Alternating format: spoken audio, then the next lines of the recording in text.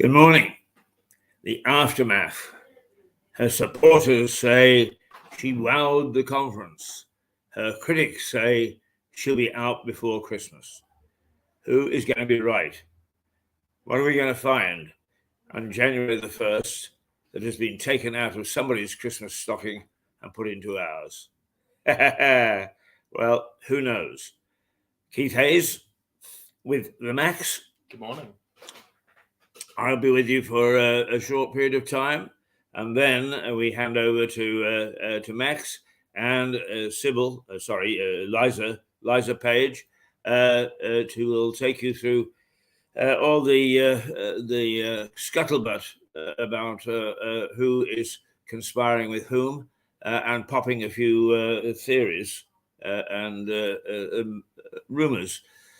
And perhaps the odd mention of David Icke. Some will remember him, many will actually be following him right now. But anyway, that's coming up at 9:30. And in the meantime, we're going to take a look at the news headlines. I actually got up in the middle of the night just to take a look at them, but they were incomplete, to see how Liz Truss had made out at the conference, because there is no question. And I had a long chat yesterday with two gentlemen who both have been very, very, very successful in industry and now retired, but their comments are really worthwhile. And they both agree with me. What we've got is a worthless bloody lot in Westminster. And that in many ways, do we care who is going to be the leader? Because the backbenchers have been wagging the dog, the tail wagging the dog since Theresa May. And that is a dreadful way of having governance go on. Well, I'm going to say this, and I haven't said this before, but I kind of hope Labour wins the next general election. Why is that? Because the Conservatives have been in charge, whilst I am a Conservative, the Conservatives have been in charge for 75% of my entire life, and they have almost nothing to show for it. And they're always infighting, they're always having a go at each other. I think it's time for Labour to go in, just so the Conservatives can have 5 years out of office to sort their stuff out. Yeah, a refreshing... I don't think Labour would be refreshing, but I think it would be refreshing. No, but what you're saying is that the Conservative Party can refresh themselves. They've run out of ideas. They've run out of steam. I don't think they've run out of ideas. I think they've run out of charisma, if I'm honest. Well, that too, I must confess, is they have plenty nothing turns me on at the moment. They have plenty of good ideas. It's just none of them are willing to get them into Parliament and into law. Well, that's right. Because the Guardian might be offended. Oh, that's an interesting comment. But a certain element of truth to that. So anyway, Max is plumbing for 5 years of Labour. Just that probably would see me out, Max. So what would come after that would be of little interest to me, I suspect. Anyway, shall we go to the headlines this morning, the newspaper headlines? Yeah. And it's the Times. U-turn or face election wipeout, Truss is warned. Now, I don't think really that she did well conference. I think that her speech was adequate, but it needed a really rousing speech. It needed a Queen Elizabeth I type speech. Let us go and meet these Spanish invaders and defeat them. And is she capable of making that sort of speech? I don't know. The jury is out. My mental jury is most certainly out. I won't condemn her yet, but she's certainly on a knife edge. And what I'm looking for is somebody who will show leadership. And part of that leadership, in my opinion, has got to be to spank these backbenchers who are useless bloody lot. They're on because they're part of a ratio. They pick up their expenses. They go here. They obey the government whips. And after that, what have they got to offer? Virtually nothing.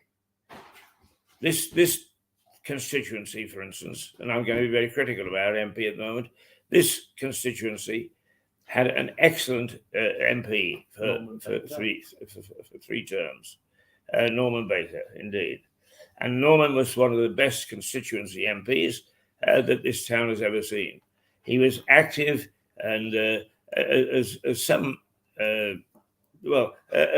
our colleague Stuart Dolby says unkindly, is that MPs really need to be super style social workers back in their constituency. Well, Norman managed to bridge both. He was a good constituency MP, and he reached junior ministerial level. And we really needed people like that. It didn't matter what his politics were. He was a good MP. What I want to see in the House of Commons is 650 capable people.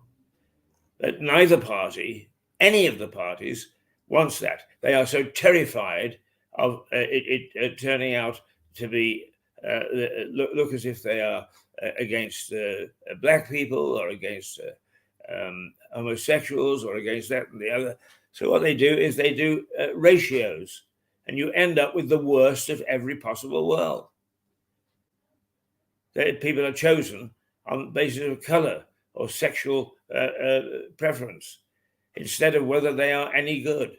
And actually, when I was musing about it this morning, I wondered whether what should happen is that any candidate in the constituency parties that is up for grabs for a seat should be either interviewed with the panel blindfold or interviewed by phone, so nobody can tell what color or what sex, whatever they are, and that simply they answer questions on their suitability to be our representatives, how well they would perform. It's not like that. What the government wants is they want compliant people, and they want to fill the ratios so they're not criticized.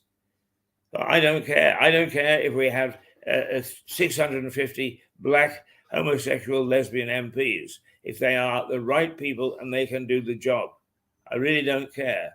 There is a disturbing story out this morning, which is not in the papers, I don't think, is that the London Met has at last agreed that it is institutionally racist. The London Met? Yes. Really? Yes.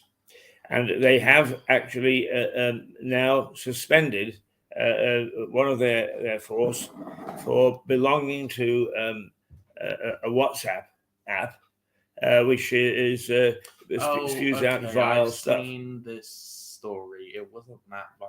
I've seen the chats. Well, the BBC. And this is an old story as well. Well, it's not an old story because the Met Commissioner got involved this morning and admitted it.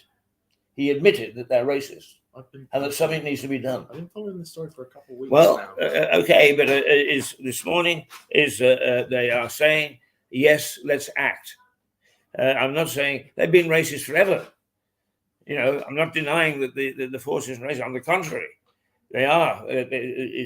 You provided evidence and comments on this program about the Met being racist, and now it's out in the open. And you know, the fact of the matter is, I'm sorry, but you youngsters have got it wrong. You do not, through all this crap that you put out, change people's minds overnight.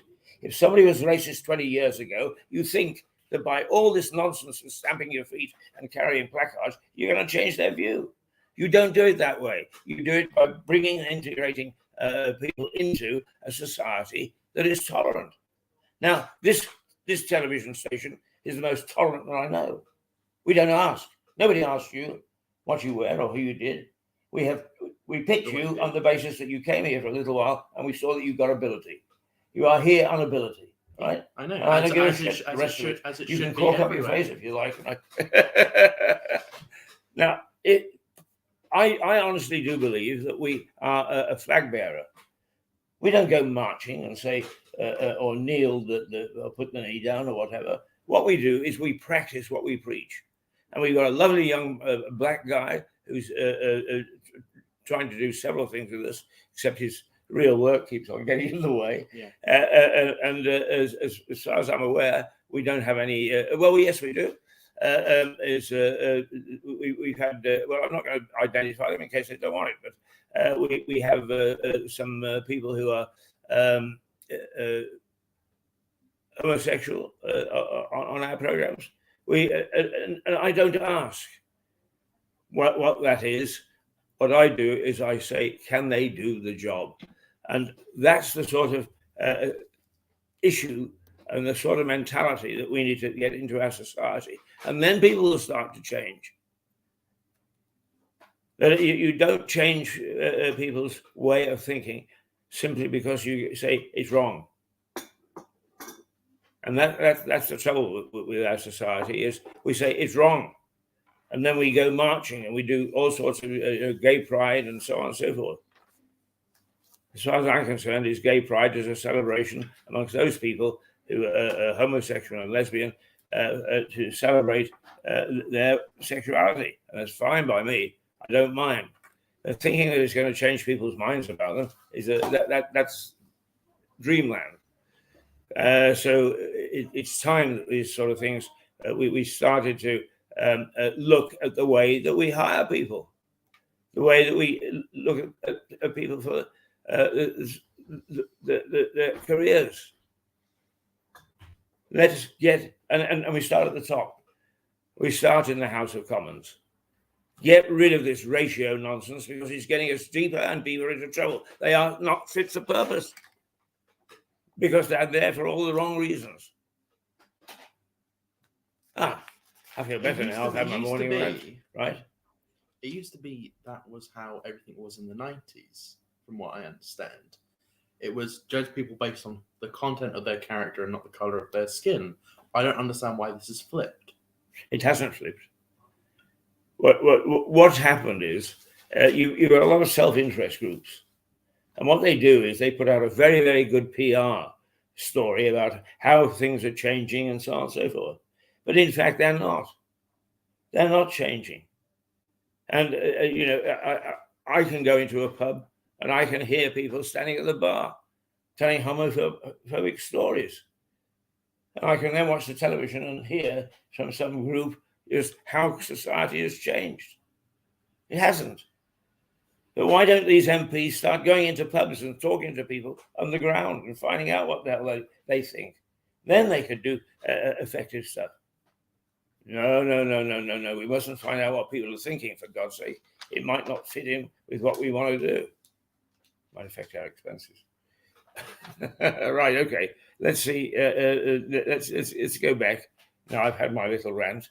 That many of the papers today lead with continued suggestions of infighting within the Tory party and reaction to Liz Truss's speech on the final day of the party conference yesterday. And the Times says that a former cabinet minister and close ally of Boris Johnson is warning the Conservative Party it faces a landslide defeat at the next election unless Mr. Truss changes course. Nadine Dorries, a supporter of Mr. Truss during the Tory leadership contest, said the Prime Minister had made some big mistakes in her first weeks in office and did not have a mandate for her radical agenda, the paper says. Hang on a minute. Something just happened. A mandate for her radical agenda, the paper says.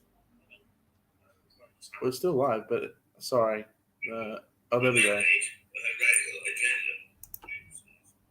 Okay, sorry about that. We lost the feed for a second. It's all fixed now. Sorry, Heath, carry on. It's okay. Anyway, I think you got my drift, as they say. It's the wonderful thing, being as old as I am, is you don't care what people think about you. Is you're able to shoot from the hip.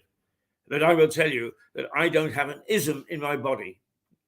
Not an ism. I like people or I don't like them.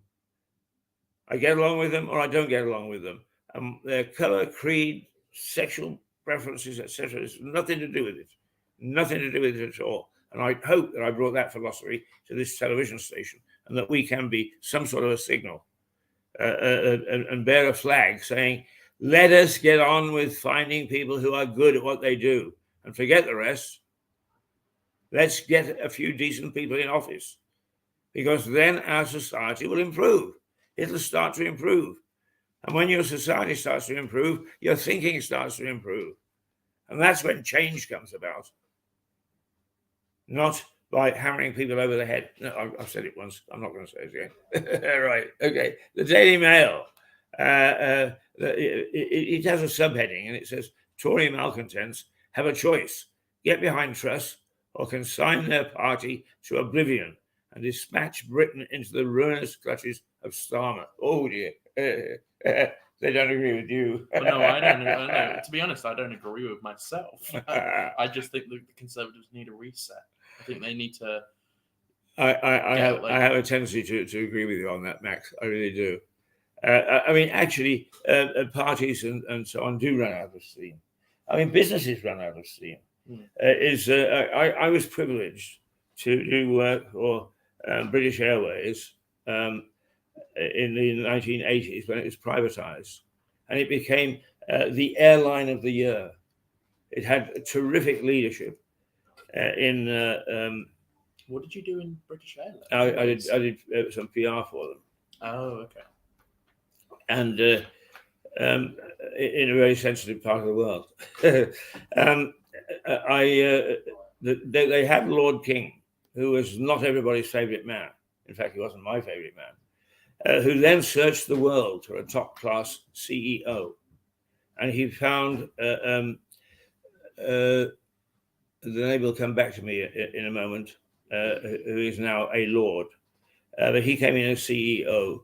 And he hadn't got any airline experience at all. In fact, he was working for Avis in the States. He was a Brit, but he was working for Avis in the States. But he knew how to manage. He knew how to be a chief executive officer. And he turned British Airways upside down and made it the best airline in the world. As a team, they were terrific. That's the sort of thing that I like. But you see, now British Airways is all over the place. It ran out of steam. The people that took over or were appointed or came up through the ranks or whatever to be executives of British Airways, they had no vision. Perhaps they had no challenge, I don't know. But it's a pity, and it does happen all the time.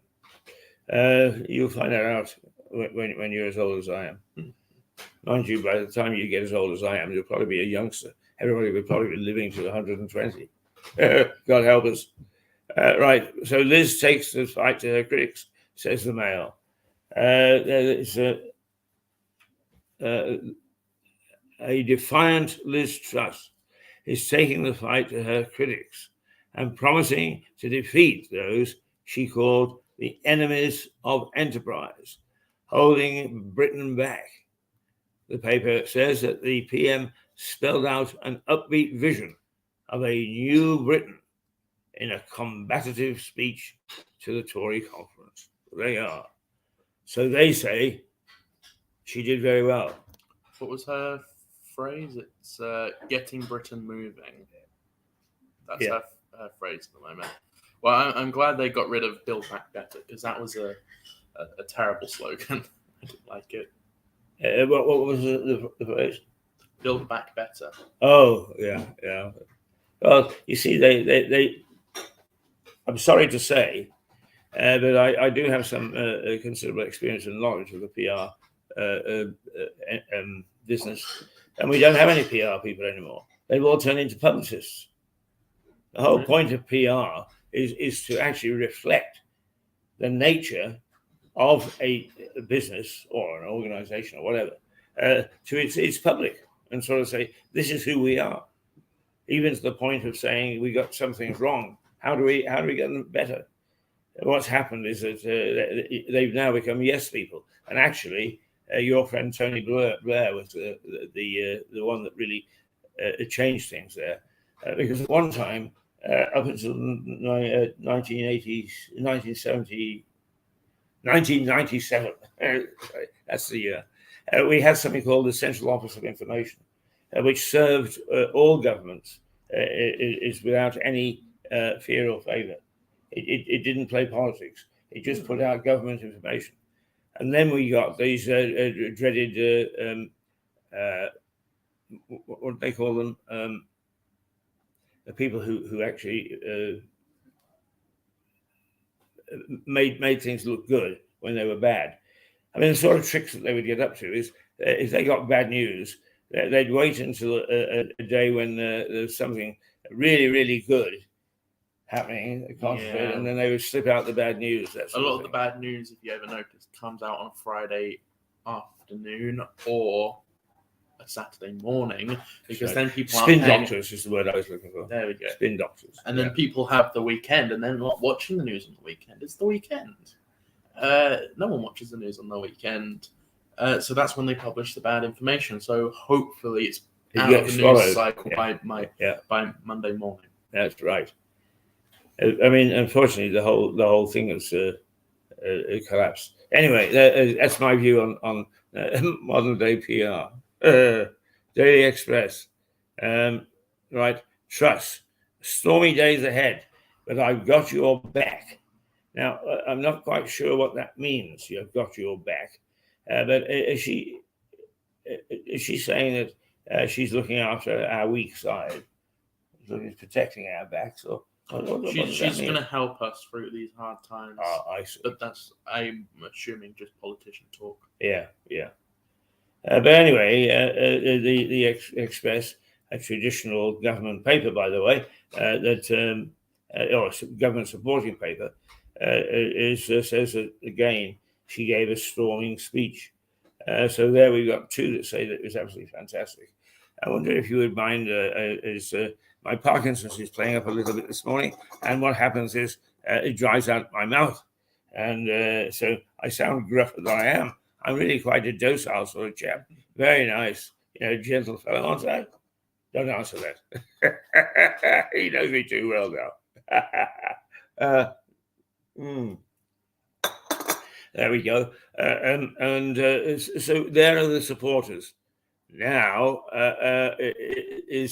we get to the Metro, which is definitely not a government supporter, right? So moving on up, or is Liz moving on out?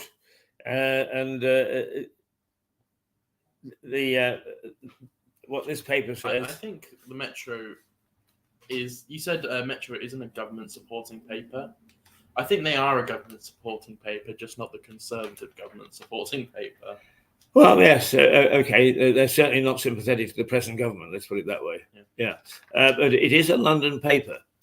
And of course, much is made of the fact that London is very different now to the London of just sort of 10 years ago. That it is now a polyglot of people who have come in from overseas, have come in from a new type of thinking into the city, and so on. So that London is broadly very, very liberal. I've heard some people say that London isn't an English city anymore. Yeah, I think that'd probably be right, because the data shows that London is now a traditional English people are a minority. Yes, I think that's right. English people are a minority in London. Yeah, which is. But I think the Metro has probably got a half decent editor, because what he or she tries to do is to reflect their community, if you like, their audience. And that is not sympathetic terribly to the Conservatives.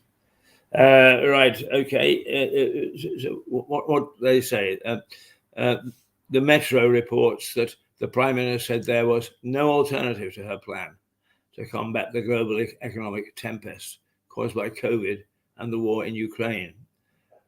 The paper described her speech as bullish, but noted that recent polls show she is less popular than ex-Labour leader Jeremy Corbyn. The headline reads, moving on up, or is Liz moving on out, in reference to the M People's 1993 hit. Oh, that was a group, was it? M People? I've never heard of it. All right. Hit. The Priam waited on stage 2. Oh, walked on stage 2. That was the music apparently they used. Da da da da da da da. Right, here's your favourite, The Guardian. You read the headline. Truss delivers a new common enemy for fractured Tory party. Right, Really? there you are. What is So it? the dear old Guardian, it isn't going to go any ground. So here we've had 2.5 papers saying she gave one hell of a speech, and the Guardian says, Who is this new common enemy? well, I think what they're suggesting is that the common enemy is the anti-growth people, the people that say, oh, we should go back to the way it was, stop causing waves and so on and so forth. The anti-growth Yes. people. That's a very disingenuous way of describing them from the Guardian. I think, I mean, there is no doubt that this approach was radical. But who do you get? You get all the old favourites like Gove and so on and so forth, all jumping up and causing mischief immediately. Don't listen to what she has to say. It's got to be against what we believe. Right? Now, he's a failed politician. He's twice tried to become leader of the Conservative Party and has failed. But now he's sort of, let's leave as they are. Oh, look, you can't do this, you can't do that. And actually, basically, what they have said, some of these people, is don't rock the establishment. Well, the establishment has got it wrong. All they've got to do is, some of those establishment people have only got to come and live here. Come and work with us too and see what the reality is, right? We don't have big fat salaries. We don't have a lot of expenses. We don't have any expenses, as a matter of fact. We don't drive to work in big limousines. We are on the ground people. We are one of the SMEs that make up 90% of the British economy.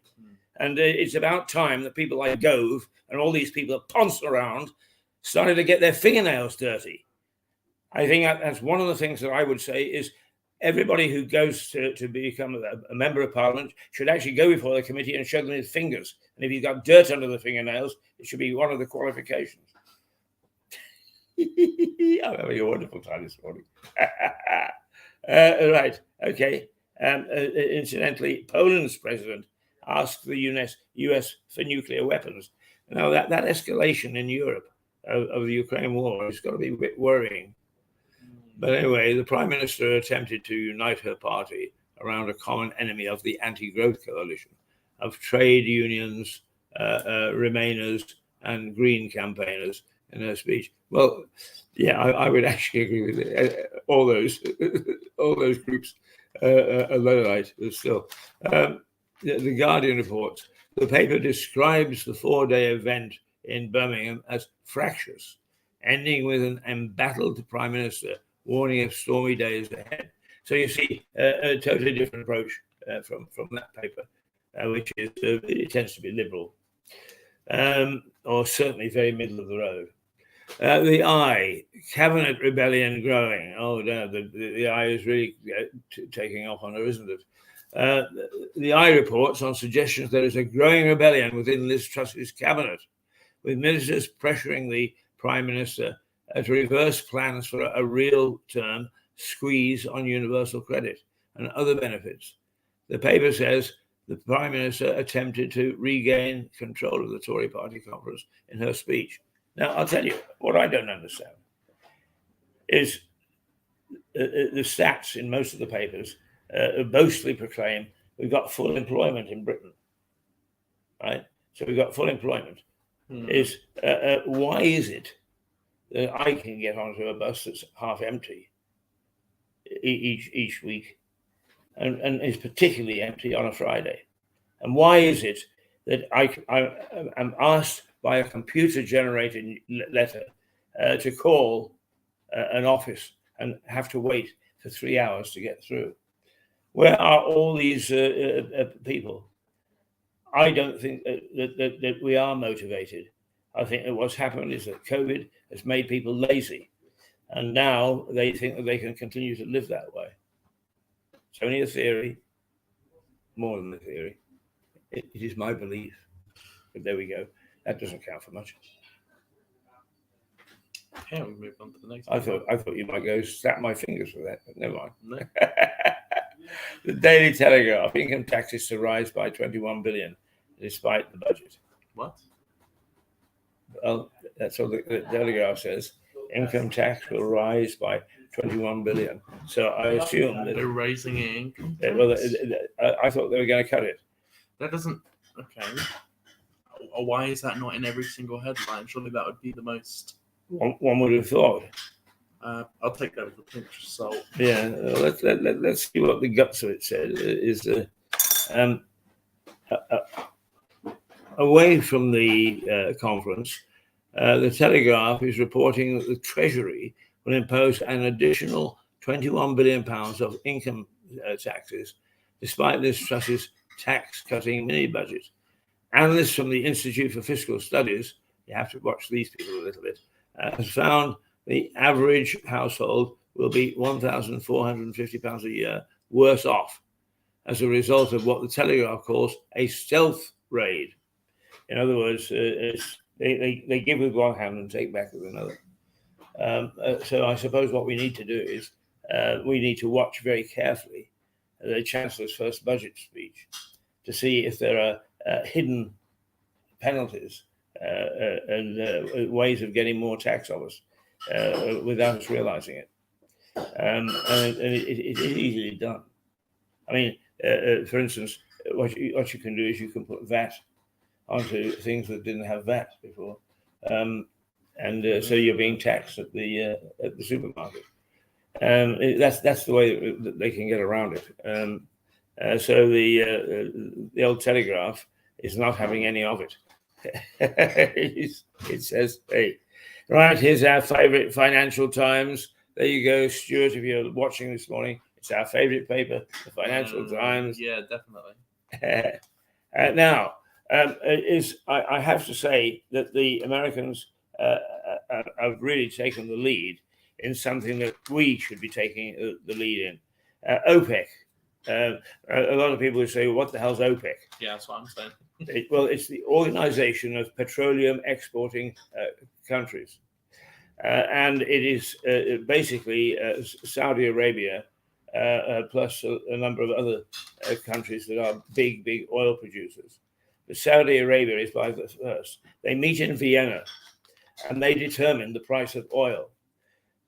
No, they don't. What they do is they create the conditions for the price of oil. Now, it's basically roughly market forces are. If you've got a shortage of something, the price of it goes up. If you've got a surplus of it, the price comes down. And what Saudi Arabia is able to do is to cut its output of oil and make a significant difference to the market. Therefore, the price of oil, and therefore the cost of either running a car or heating our homes or whatever. It is the Saudis have met with OPEC, their colleagues, other oil-producing countries, and said, we're going to cut production. And the Americans are saying, how dare you do that at this particular time? It's their oil. Unfortunately, there's not much we can do about it except lobby them.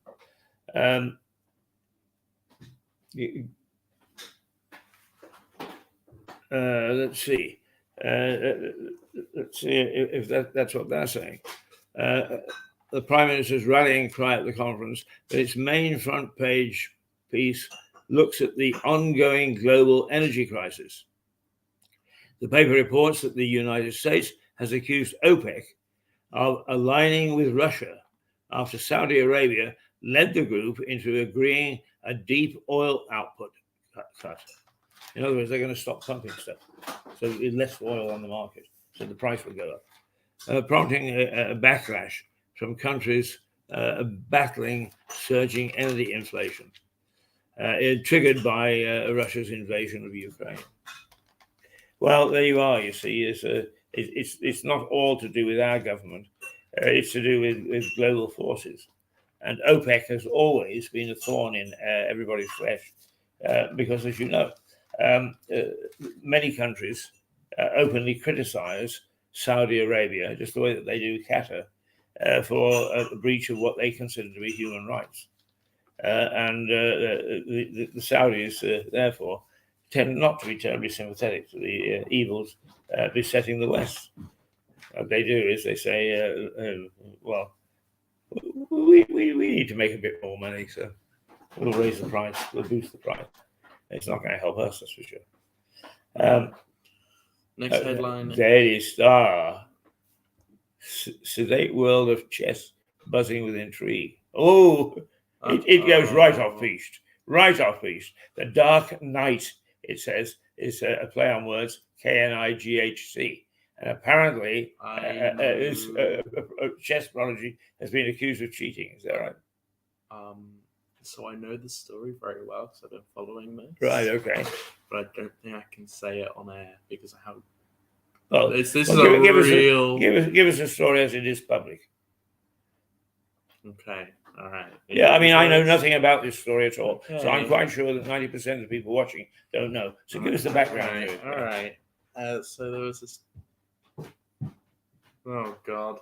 Okay, so there was this chess player who has been accused of cheating via an AI remote control, Right. knowing what moves for him to do. Right. But the way the AI would alert him is where it goes a bit south. Right. So they let him play. Well, But then if he hits a problem that the AI would tell him where to move. Yeah. Now, how did he know? Did he have an earpiece? No, he didn't. Did he have someone in the background telling him where to move? No, he didn't. He had a remote control butt plug telling him what way to move. Seriously. Okay, I know. It's ridiculous. Yeah. I mean, it is funny, isn't it? Is chess would not. Most people would say chess doesn't impact on your life, and yet everybody gets upset if they think that a chess player, an international chess player, is getting either his reputation or his position by cheating. This wouldn't be the story if it weren't for the way he cheated. Just because it's stuck on his. Yeah. Right. Okay. That's why I was like, I don't know whether I can say the story because it's a little bit ridiculous. Mind you, the Star is, it pays attention to these sort of things. But in fact, if it wanted to blink and go into the House of Commons, it could find all sorts of things still going on. The Mirror. Right. Stop the killer dogs. The Mirror has continued to move away from the political scene. I do not understand this. I really don't. The Mirror has its dedicated readership. So it can't be saying, oh, gosh, people are getting fed up with what's happening on the political scene. Let's move elsewhere. People want to know what the hell's going on at their cost of living. So stop the killer dogs is a strange way for it to go with this headline. It says in the sub-headline, 9 deaths from savage attacks this year by stray dogs. We demand new laws. Yeah. Didn't we actually come across a local story yesterday that there's a lady was somewhere, I don't know, around Oakfield or something, was attacked by a dog? No. Well, Worthing, and a friend of mine who got bitten by a dog at work. Oh yes, your friend. Yeah. So she went to hospital. That's right. She's fine. But I think there was one. I think there was one the other day as well. Oh, was that? Of somebody who was attacked. In fact, I think they ripped it to pieces, and I've got a feeling that it was in our part of the world. Anyway, we'll. One of them was 2 of them were kids. Sorry, sneezed. 2 of the victims were kids. That's Have you heard about these lockdown dogs? No. So this happened a lot, and one of my dogs, we have a rescue dog, and one of them, 2 of them actually, we got at the same time, and they were both dogs that were bought during lockdown. Right. So what's happened is they're called lockdown dogs. They were bought during lockdown, so everyone was at home. the mum was at home, the husband was at home, the kids were at home, all that sort of thing. So once lockdown ended and people went back to work, the dog had horrible separation anxiety. Oh, right. And this is all across the country. I know so many people who bought dogs during lockdown as company. But the problem is they have horrible separation anxiety. And when they're out on their own or left at home, or if they escape, they become terrified and, you know, they can do things like this and attack and even kill people. Yeah. I must say that I'm a little bit more cautious about dogs in the street now. Really? Yeah, if a dog comes near me, I will not pat a dog until I actually look at the owner and say, "Is it okay?" Yeah. But what? Tell me this, because you're a dog owner and a dog lover. I have been all my life, but strangely enough, I refused to. We had 3 dogs when we were in Northern Ireland, and it ripped my heart out when we had to have them put down. My fear was that the architectural design of Lewis, in many instances, is that the front door goes onto the street, and that any dog that we had would get out through the front door and be killed by a car passing by. So I refused to carry on having dogs. But tell me this, being a dog lover, is I watch quite closely people taking their dogs for a walk, and it seems to me that they're either very big or very little, and that the in-between dog is disappeared as a favourite. Yeah, all my dogs are Chihuahuas. Every dog I've ever had is literally this That's big. right. Yeah. I have to say that when I was in Canada, I had a Great Dane, the most marvellous animal, but he was 3 inches taller. A Great Dane is judged on its size by the size from its that little shoulder blade to the floor, and he was 3 inches higher than the average. A magnificent dog, magnificent animal, and he was as daft as a brush. He insisted, when we had cocktail parties, he always insisted on coming, and he would lie in the middle, and people could tread on him and kick him and so on and so forth. Let anybody approach my daughter, my God. Oh, Really? Yeah. Well, that's nice that he was protective. Was he a bit too overprotective? Only with when he was really quite sure there was danger. I mean, one night when I had to call him off was the oil man came and it was snowing and so on, and the man was obscured with the hood over his face and so on and so forth, and he really got the guy cornered. So I really had to do. But generally speaking, he was a very gentle animal, lovely animal. Broke my heart when we had to put him down. Right, okay. Stop the killer dogs. The Sun, the city wag. Mank food is manky. Now, what the hell's that all about? Have you any idea? I hate the word mank. I hate the word mank and manky. It's a terrible word and it's stupid, and I don't really. What does it mean? Gross. Growth? Yeah, gross. Yeah. Gross. Gross. Disgusting. Disgusting. All right. Yeah. Okay. Shells are manky. It's clean. Yeah, manky means gross or disgusting. Yeah. We've got an interpreter to the side here. Right. So mank food is manky. What's that all about? Gross food is gross. Oh, well, what is gross food? Is she saying? I don't know. Food tastes bad. I don't know. Oh, so it tastes bad. Not necessarily saying a hamburger is manky or whatever. Yeah, that is what she's saying. Ah, right. And who's saying it? I have no idea. Some celebrity football wife. Oh God. So I don't really. Well, that's the Sun. Well, that's the headlines. Yes. I'm not going to read the rest of it. Right. That's yeah. I mean, I think that's the start. Well, she is, isn't she? Yeah.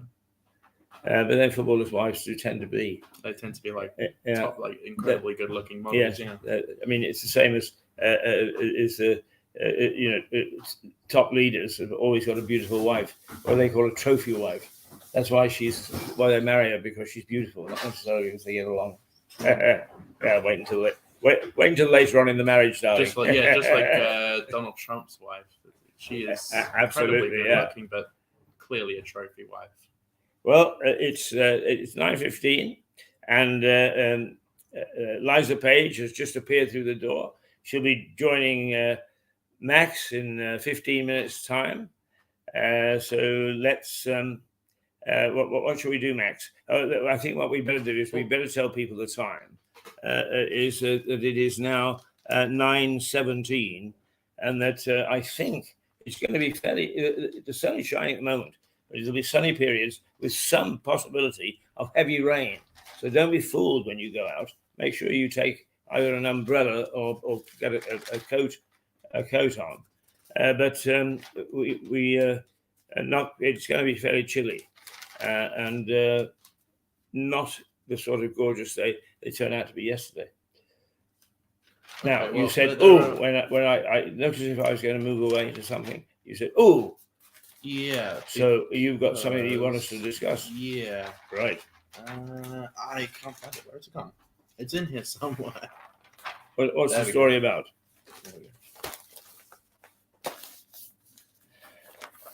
Right, a boy died in gas blast caused by a neighbour stealing copper pipes. I don't know why this isn't front page news. This is all the way at the back of the paper. You saw how far I had to flip through. This is a really horrible story. Look at this kid. The kid must have only been 4 years old. Right, Oh no, God, 2 years old. a 2-year-old boy has been killed by a gas blast. And the blast was caused because a neighbor of the boys' family was stealing the copper pipes, which won't protect the gas from leaking. Is that the idea? Yeah. I mean, I've had issues, not with gas pipes, obviously, but I've had issues where I live with pikeys coming up and stealing scrap metal and stealing them from gas lines. Yeah. What? I mean, come on. How stupid do you have to be? Hi, Sally. Good morning. And Sally is the owner of the hotel, one of the owners of the hotel, and she takes the dog for a walk each morning. And she sometimes mans the desk, and it's lovely to come in because, like all her staff, and I have to tell you, the staff in this hotel are brilliant, absolutely brilliant, and by far the best staff that I've come across of any public institution, or retail, or whatever you want to call this, hospitality. They've got a wonderful, wonderful staff here at all Everyone's very levels. nice. Those people who are the public see, and those people that don't, the public don't see. They're first-class staff, really first class. I mean, this is a first-class hotel. Old, yes. Have to be prepared to put up with the fact that it's a bit old, and one or two things don't work quite the way that a super-duper modern hotel would be. But the benefits far outweigh those sort of things because it's a lovely place to be. They're helpful and make you feel most welcome, and it's great, absolutely great. Right, okay. Have you got anything else before we 9:30? What is it? 9:20 at the moment. 9:20. Why don't we take a trip to the park and catch our breath, Okay, yeah. we can and do let that. everybody else catch their breath? Because I've been very, very vocal this morning. Very vocal. I'm sure I've scared half of you away.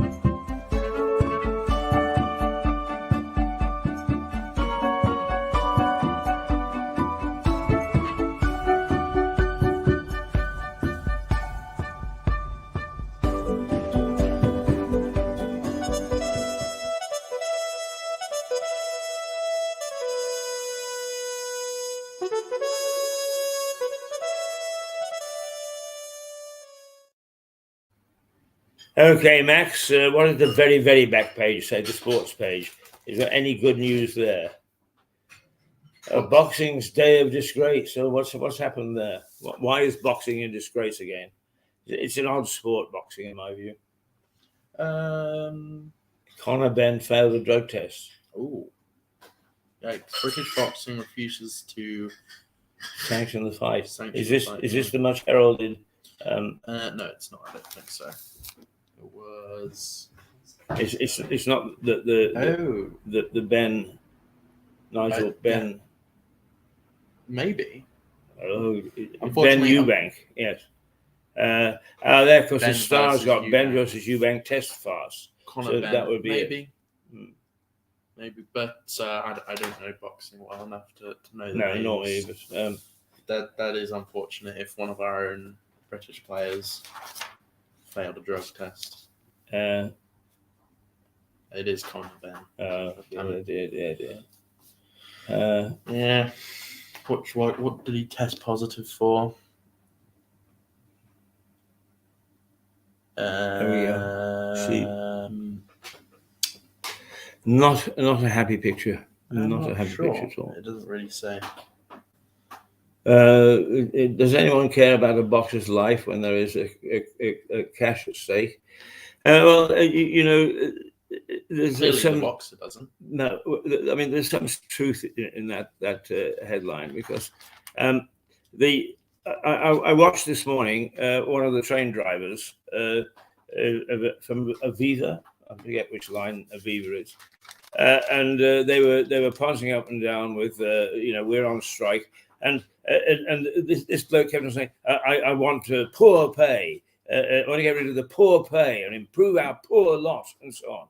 Well, my understanding is, and I've got to be careful that I don't take hearsay as fact, but many train drivers earn between £60,000 and £70,000 a year. Oh yeah, none of them make under 50,000. Well, in that case, if he thinks that's poor pay, it's about time that he started to come out into the real world and find out what poor pay is. If in fact somebody thinks that they're worth more, they want to go via the union route and strike, and they've got a justifiable thing. But making stupid statements like that lends no credibility whatsoever to the unions or the union barons and to why they're on strike. Crazy. So you read the headline a second ago. Does anyone care about boxers' lives when there's cash at stake? This sort of ties into what we were talking about yesterday with rugby players, and if there is a danger. I said Formula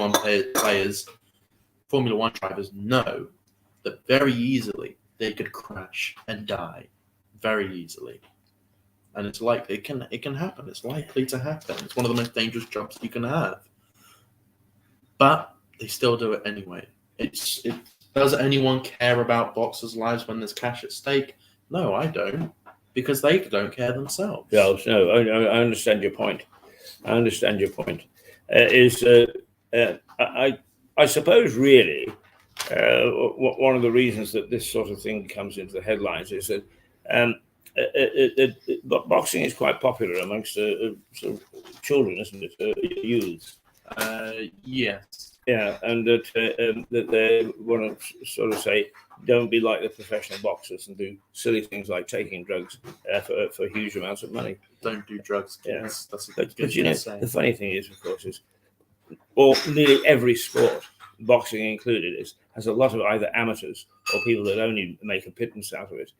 The very, very rich and very top people is much like football, very few and far between. We think that they are numerous because they're always in the headlines, but actually, I would be quite interested to see the statistics of how many boxers, for instance, make over £20,000 a year. Right? Okay. Lurking in the background is Sybil. Eliza Page, and she's going to come and join. So, do you want to play something now? And we'll do a swap around. Did you say you put? If you go to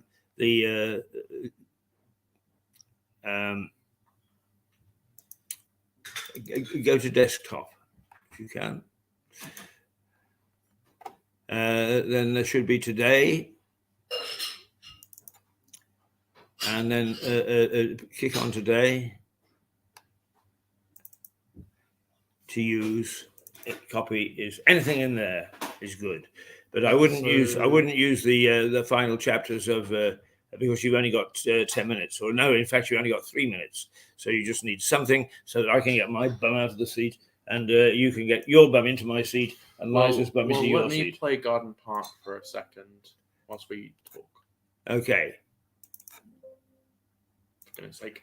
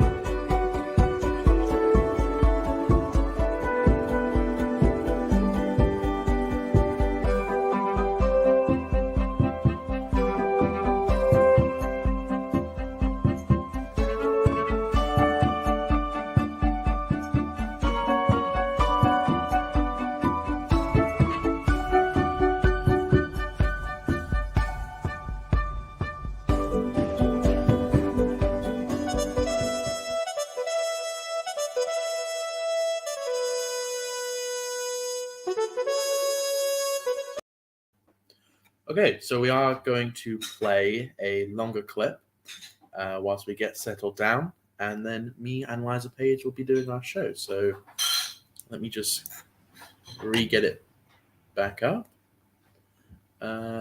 We finished off on episode 6 last time, didn't we? Yes, you did. And now if you actually click on that, right? Oh, no. It disappeared.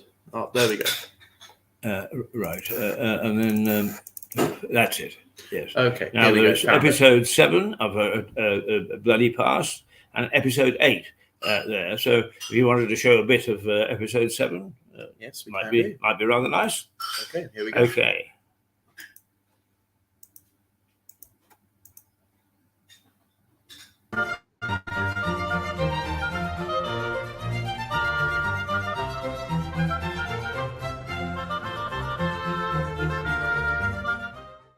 In the centre of Lewes is a war memorial, a monument to the dead of 2 world wars. It's the centre of the huge bonfire celebrations in Lewes on November the 5th. And of course, Remembrance Day services at various times of the year. But it also sits in the middle of an old square, which was surrounded by inns and hotels, the centre of social life in the town over almost 6 centuries. The White Hart we've already talked about, but the Crown and the Star both have fascinating histories. The Star Inn was a luxurious hotel used by royalty and gentry from the 14th century, when it was an inn owned by the Southover Priory. Parts of it are still there, disguised now as Lewes Town Hall. The inn was originally used to shelter pilgrims travelling to either Canterbury or Chichester, but it soon outgrew its clientele, and especially after the priory was torn down. In the 16th century, it started to get a reputation for its fine cuisine. By the mid-1600s, bishops and poets were praising it for its food and wine. There was, of course, the Black Spot in the time of Queen Anne, when the cellars were used as dungeons to hold some of the martyrs as prisoners, as they waited to be burned at the stake. By the mid-1700s, it was the scene of social gaiety. A monthly supper and ball were held each month throughout the winter, and the Prince Regent used it to hold dinner parties after attending the Lewes races. It is also said the Prince used it for other purposes, meeting young ladies there incognito, presumably for affairs of the heart. In the late 1800s, its clientele had changed, and it was the farm owners who held sway. Their weekly market luncheons were used for heavy social activity until eventually the premises were bought by Lewes Council. They turned it into a town hall late in the 19th century, and this it still is. But the changes have been considerable, and the present town hall is barely recognisable from the outside as the great inn which housed the social elite of Lewes. But the town hall is still a centre of social life, used for parties and dinner dances, and important civic events, such as the exhibition featuring the Rodin statue, The Kiss. Once banned from Lewes, but welcomed back with open arms for a brief stay. The Crown Hotel is almost next door and is still extant. Although it has struggled recently to achieve former glories, it was built in the reign of Charles I and was originally called the Black Lion. It changed its name to the Crown in 1790, and the Crown it has remained until this day. In its better years, it received visits from royalty, King George IV, and there is no suggestion that he was with a young lady. There is a little bit of modern history, though, to add to the Crown. When I first came to Lewes, there was a chap called Tony Burton here who befriended me. Tony took out the tenancy of the Crown Inn after a life of travelling around the world. He installed a grand piano in the bar area and played it to laughter and gaiety throughout the 80s, and he attracted a whole range of entertainers to join him.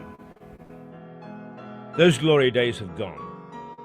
Ownership of the Star Inn and of many properties around Lewes showed the power and the wealth of the Priory.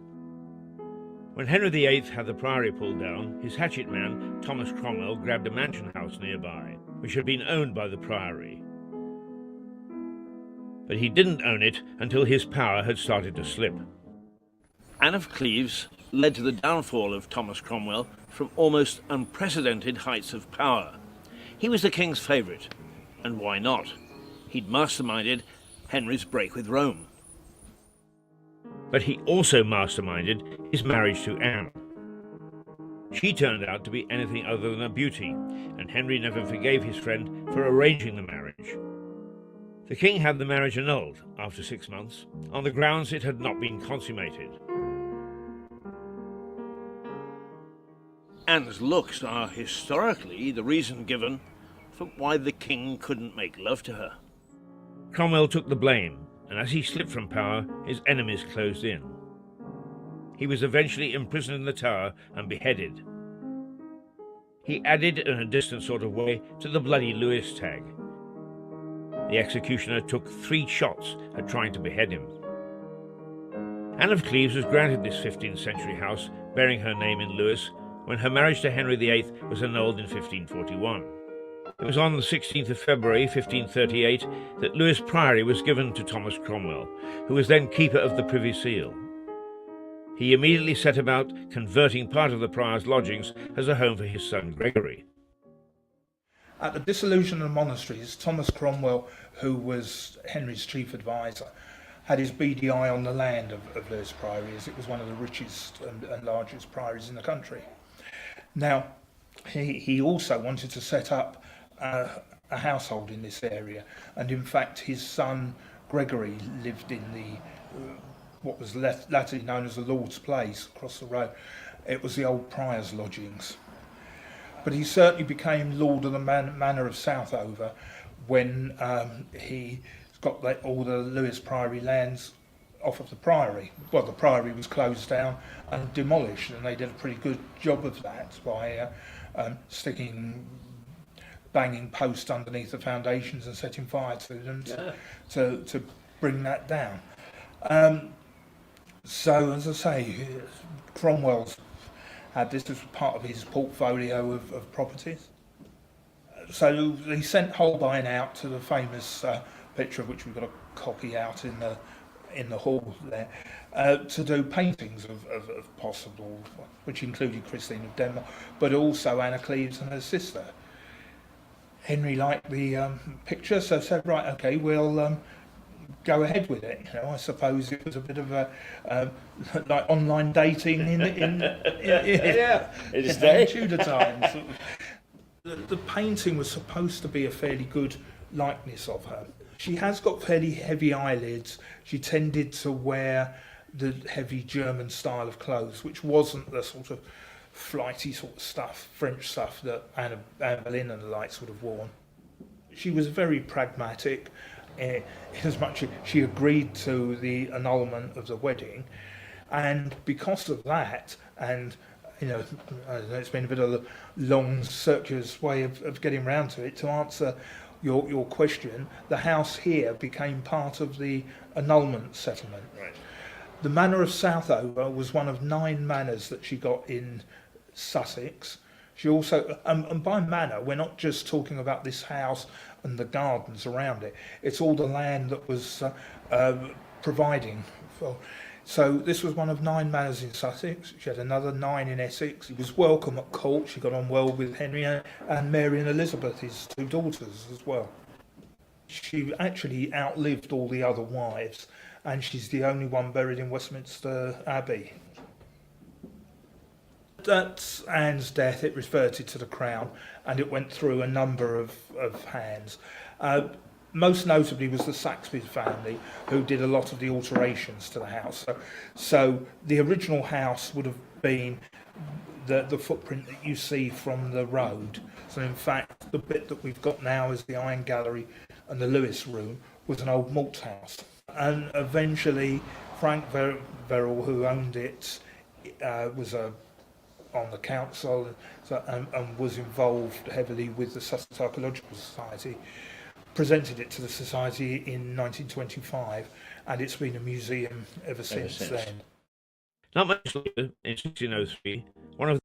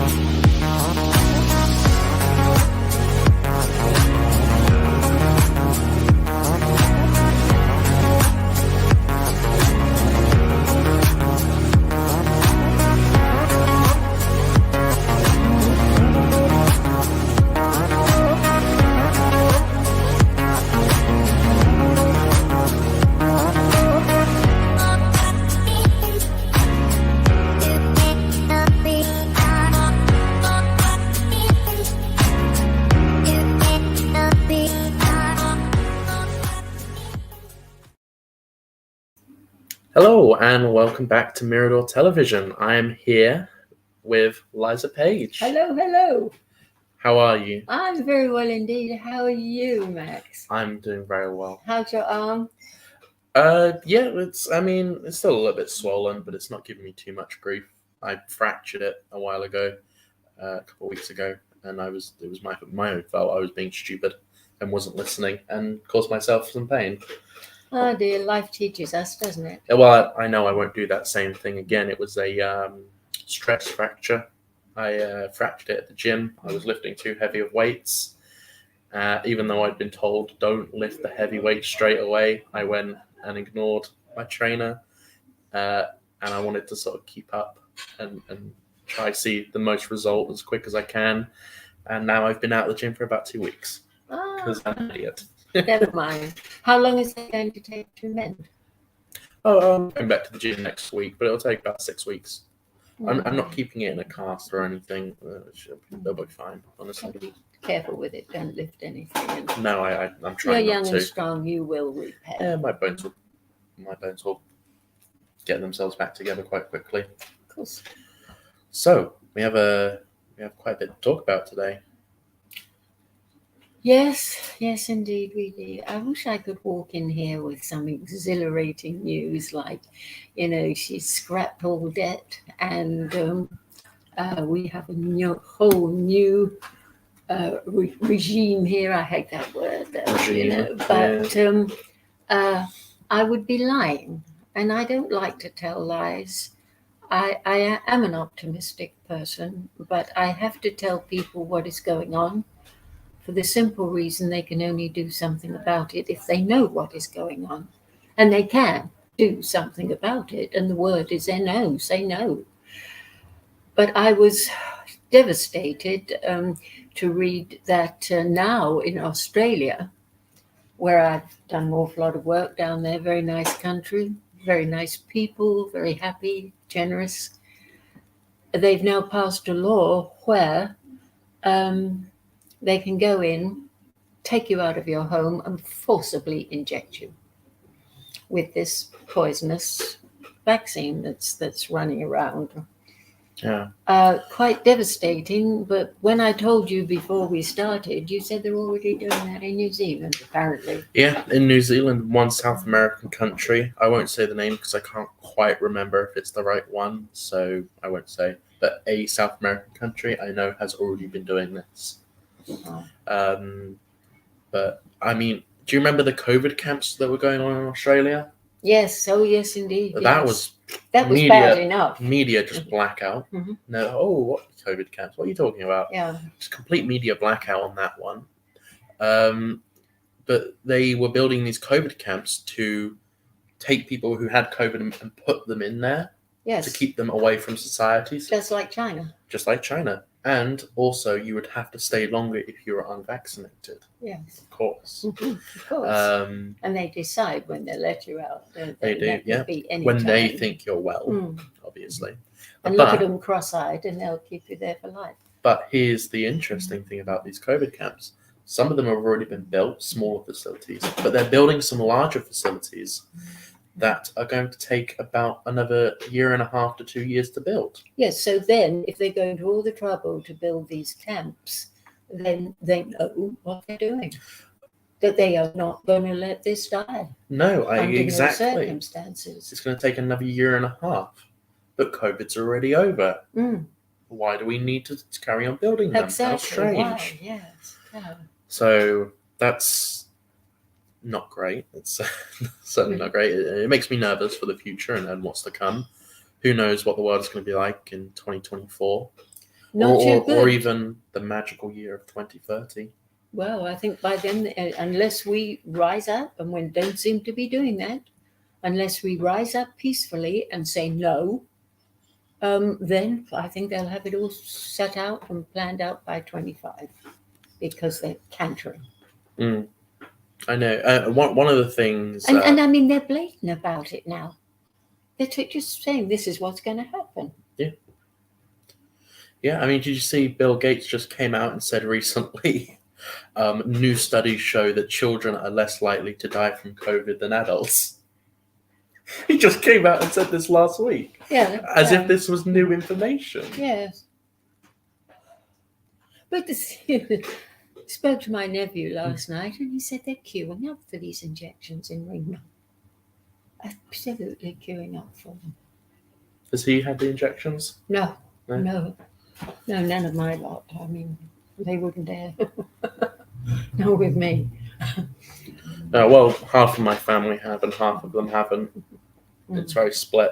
But, I mean, I've heard from people, even one former teacher of mine said to me that he very much regretted getting the vaccine. And it was very strange, my college, because I would be told a hell of a lot of information that I really shouldn't have. I don't quite know why they would tell me this, but it's because I believe that I was one of the only students that would listen and not just say, oh, you have a different opinion from me, therefore you're a horrible person, and I'm going to report you to higher up. I think that is genuinely the reason. Well, I mean, you've been subjected to that in the past, haven't you? I have, yeah. I mean, you have every right to be very distrustful Mhm. of people and who you talk to and what you say, because that was a dreadful experience. And with that, you have been marked for life. I mean, yeah, I have. And even going to college in Brighton, I had to really be careful of what I said, because Mm. Brighton is probably the most liberal place in the UK, if not one of the most liberal places in the world. But But- this is just like, it's worse than it was during the World War. It's worse. Are you sure? Oh, It's worse. Or Yes, it is worse. Yeah. I mean, the way people are all turning people in, and saying nasty things about them. Because Well, not right now only- we are under the influence of something called Wetiko. There are different words for it. But that's why people are not kind to one another anymore. And the British were basically a kind race of people, quite humane. Not anymore. There is no kindness. And I think it's in something in these injections, in the atmosphere, the electronic atmosphere with these pylons and God knows what, that is in the brain and is turning people.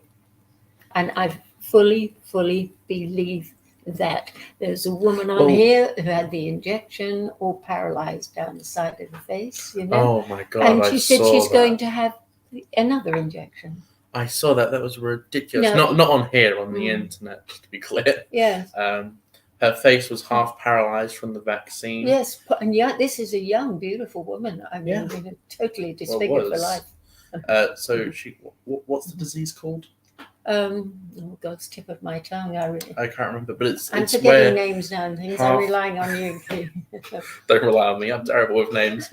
But half of her face was paralyzed, so she could only move one half of her That's face. it. Yes. Um, And this is caused by the injection. Yeah, it they was. admit that. and she on camera filmed herself, and she was like, "Well, you know, I got this from the vaccine, but I'm still going to get the second one. You should too. It's for the greater good."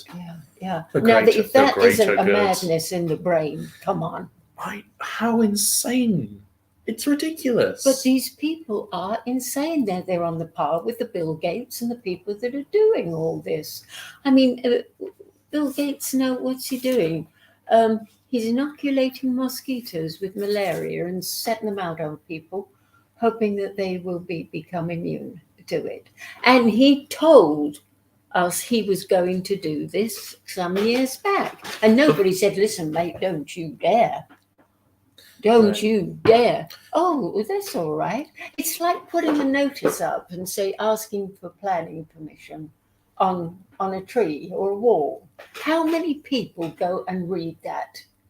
And no matter how they feel about it, if they do take the trouble to read it, go and say, no, I don't want it.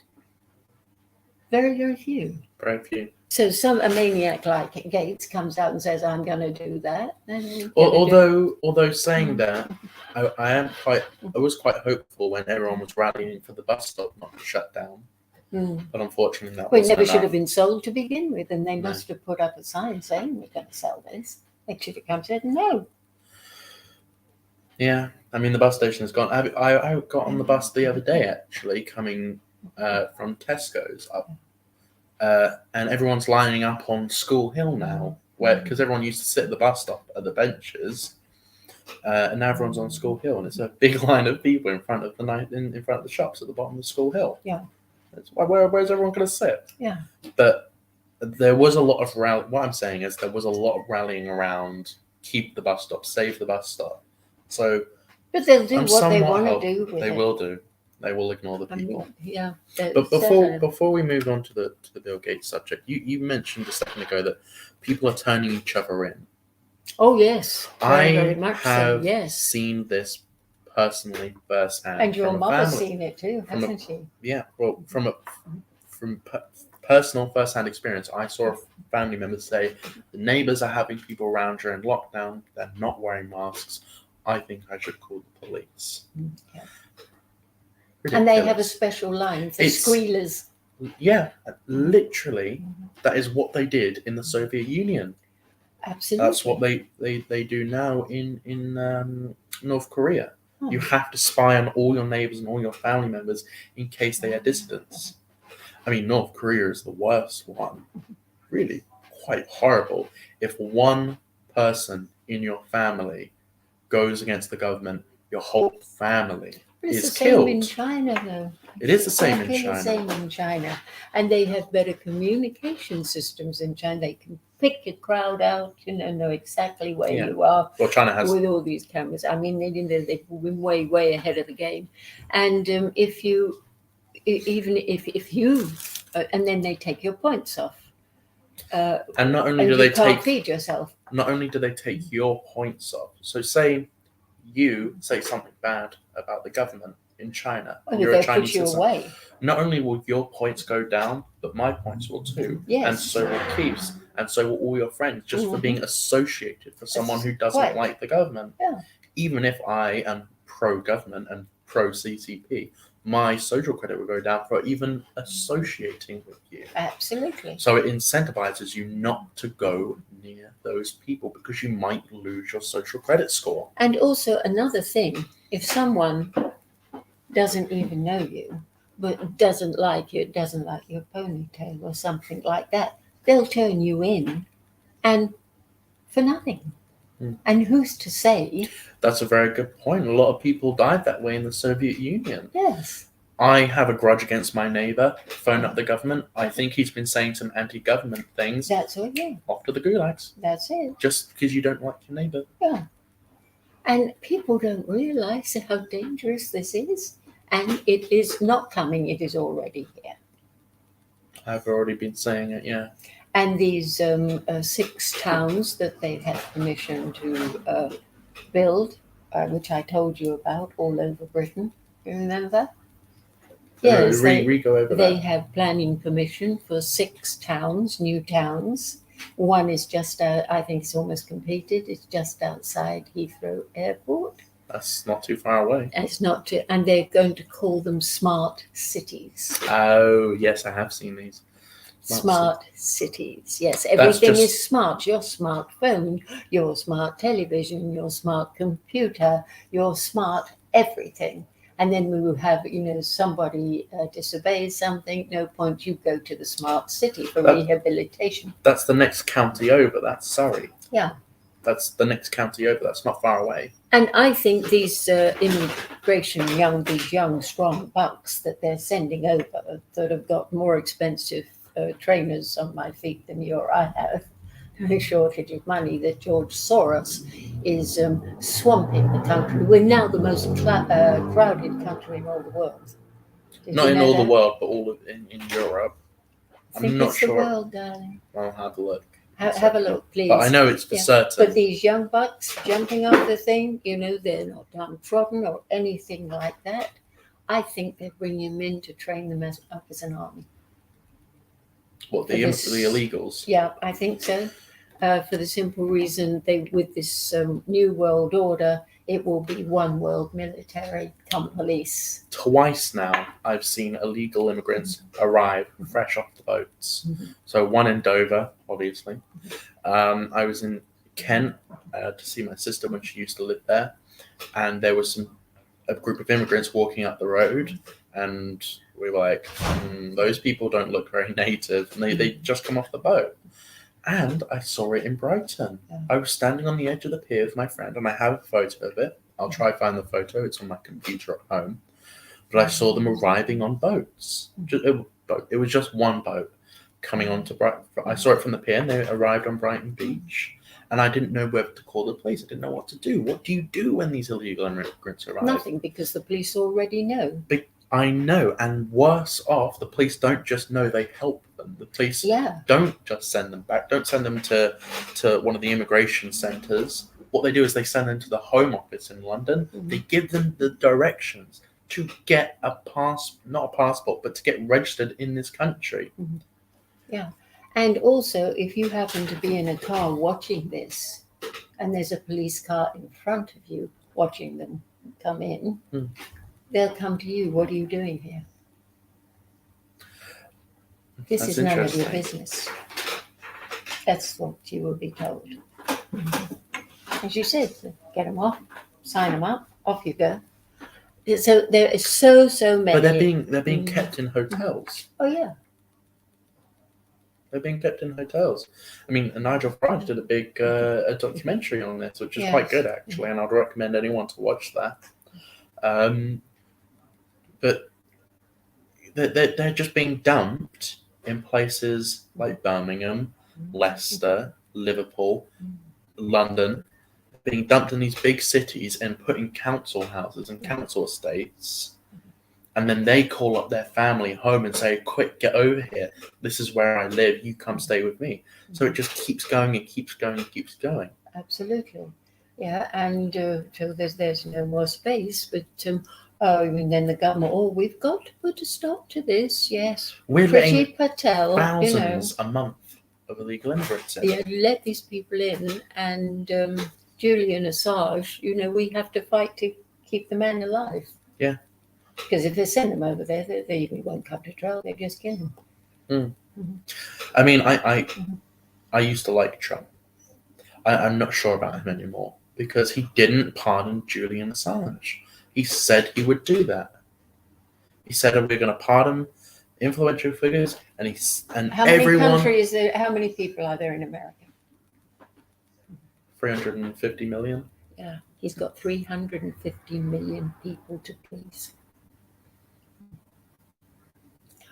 I think a lot of those. I think the man has a lot of faults because he's owned. He's owned. And he's I a politician. yeah. Well, he's not a politician. He's a businessman. Of course he is. And I think he's a damn good businessman. And I think he's the best of a bad bunch. Yeah, I Because saw. we wouldn't be at war with this Ukraine lot, I tell you, You know if what? he'd been in power. I was talking to someone about this recently, about the Russia and Ukraine thing. I said, this Russia and Ukraine war sort of disproves the idea that Donald Trump was elected by Russia. And they were like, what do you mean? I said, why? If Russia had gotten Trump in as a stooge, okay, for example, if that happened, why would Russia then have waited till their guy was out of office to invade their neighboring country when they had someone who was sympathetic to Russia? Why would they have done that? Yeah. Why would they wait until the next president?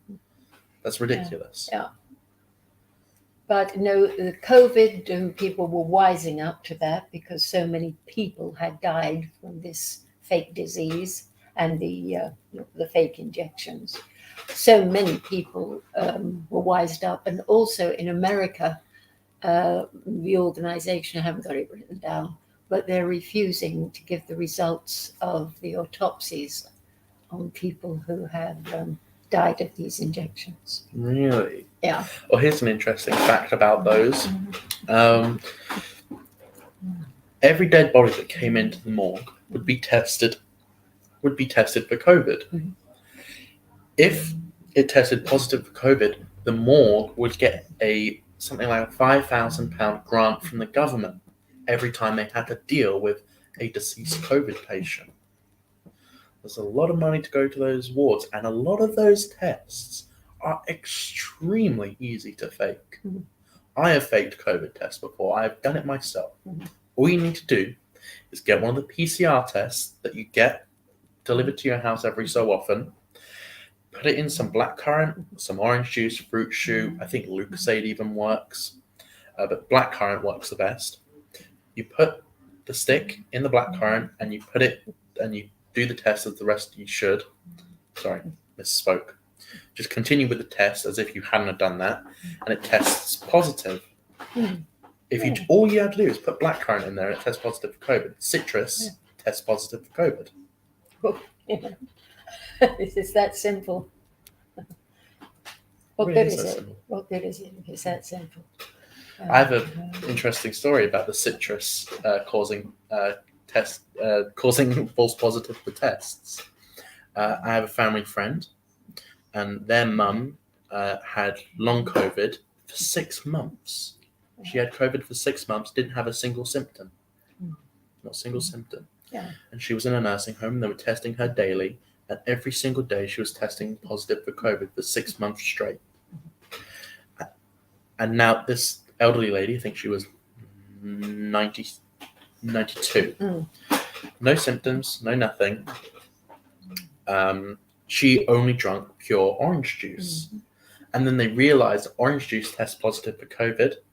They stopped giving her orange juice, only gave her water. And what would you know? She didn't have COVID anymore. So for 6 months, her family weren't allowed to visit her because she had COVID until they realized, oh, wait, Yes, this it is citrus. shows you know what fake the disease is fake and the tests are totally fake. But nevertheless, people are still having them. They're still walking around with the masks on. I see They're young, still I sticking see, these things up there. I see people my age walking around with masks on, and I'm just It like, now appears to be the norm. well, masks are mostly gone. I still see I them. still see people, but they're mostly gone. Most people don't wear them anymore, even on public transport, even in the because they're shops. so dangerous. They're terribly dangerous. I don't think most people think of them as dangerous. I think most people are just fed up. But you know, these masks before they brought them in, because we were into this COVID thing a little while before they made us wear the masks, or the masks were compulsory. They thought about it very carefully, and they were advised by psychiatrists to make people wear the mask. Really? Yes. Oh, yes, they were. I remember this. Yes. Because it would make you feel more safe, even though they didn't work. Yes, and it was easier to control you. Yeah. All about control. I mean- Everything is about control. There's a very good quote. That's why they want to join us up to these clouds, because we're so controllable. Then they can make the piggy dance, you said, and they make us dance too. Yeah, I think one of the best quotes that I've heard from this COVID pandemic is these lockdowns have given a lot of very bad people some very good information. Absolutely. I think it really has. It's given a lot of bad people some very good information. And they're still pushing it, this one world order, who's been planned for years and years and years and years and years. And Do you think you'll see it in your lifetime? Well, I'm already seeing it. Well, I'm already seeing it, yeah. I mean, especially as an older person, my restrictions will be, forget it. Life would just not be what we were through. Yeah. I don't know about that, but I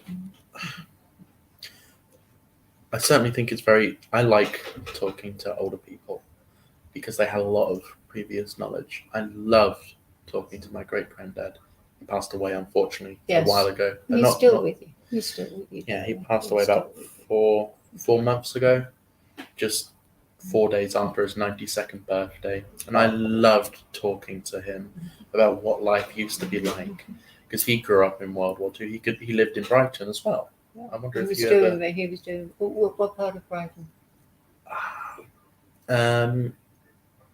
I believe just outside of Kent Town.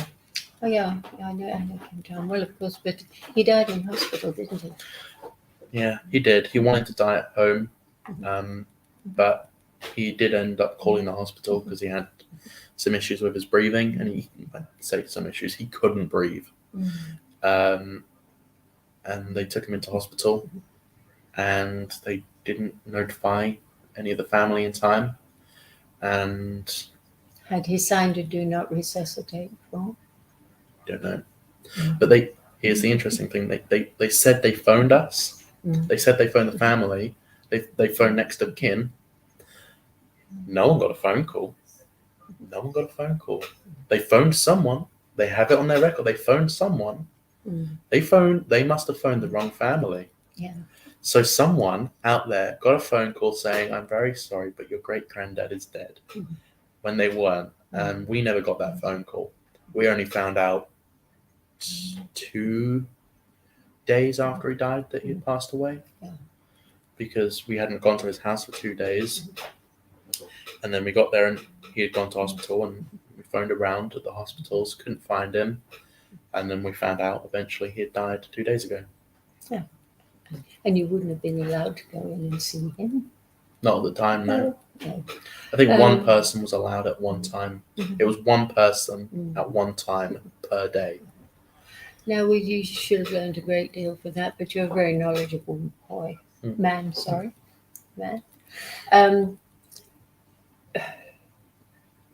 But I do like talking to the older generation about what life Well, I used to be can like. only compare it to the last World War and how easy it was for Hitler to control all the masses of people that he controlled. It was done with fear. You turn that person in, and they would say, "Listen, you're Jewish. You have got to find 6 Jews by the end of the week. Otherwise, we would send you to a concentration camp."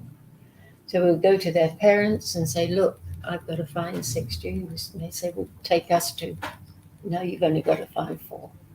And that's the truth. That's what you used to have. Really. I've not heard that before. Oh, yeah, really. It was filling the quota. And then when you can't fill your quota, well, come on, you get on the bus, I get on the train.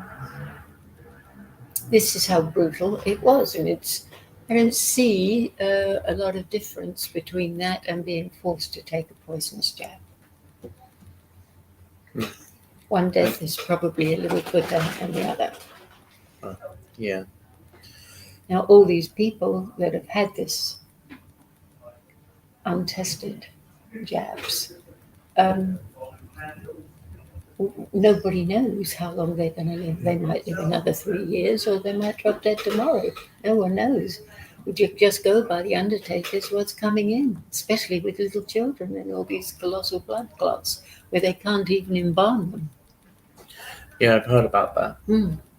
Also, the But it's very, very much to the fore in America now. Every night, Tucker Carlson's bringing the subject up somewhere. I do like Tucker Carlson. Tucker Carlson's He's all very we've good. got. He's the only journalist available, I think, in my book. I don't know He is others. probably one of the only real mainstream journalists left. Very good. There's no politicians or journalists that I really. But I must say back to this Wetiko, this evil force that is at the top and is infiltrating down. I do feel that it is real. I really do. And the only way that one fights Wetiko is by not giving it your attention and laughing at it. That is the only possible way. But, this woman who's going to have the injection again, if you said, look, you've had a very bad experience. If you're intent on having the injection again, you're not setting a good example to your family, your friends, or loved ones, or anybody out there. Is there any possibility that you could rethink it? But I have, in my experience, known people who have changed, and someone would say, yes, but they're possessed. Didn't you know that? People can be possessed. Really? Oh, yeah. Oh, yes. I've known it with people, yeah. I've I mean, love is a possession. Love is a possession. And love is nice, but there are other forms of possession which are not nice. Yeah. And I'm very, very sure that Mr. Kurzweil and the Mr. Dates and that know exactly how to possess us because we're coming back for more and more and more. Yeah. Well, I think we will take a short break. We will play the second half of this so we don't run out of steam because we still have another hour left. So we're going to play the second half of episode 7 of The Bloody Past of a Tiny Town. This was a documentary done by Keith Haynes. I've seen it before. It's excellent. It is excellent. Very Very good. All Keith's stuff is good. I mean, Yeah. he's got some good footage. hasn't He was talking to me yesterday. He was trying to do some research on witches of Lewis.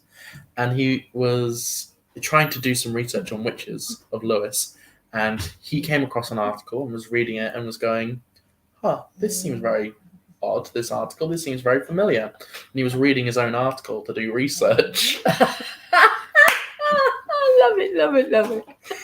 But yes, this documentary is all about Lewis. So we'll play the second half of this episode. So it's about See you 10 later. minutes. The oldest monuments to Lewis' life began existence. A local lawyer, John Rowe, gifted a piece of land to the town. It was much later that the town worthies decided to put it to use. They created Pell's Pool, a public swimming bath, drawing the water from the spring under the land. The water still comes from that source to this day.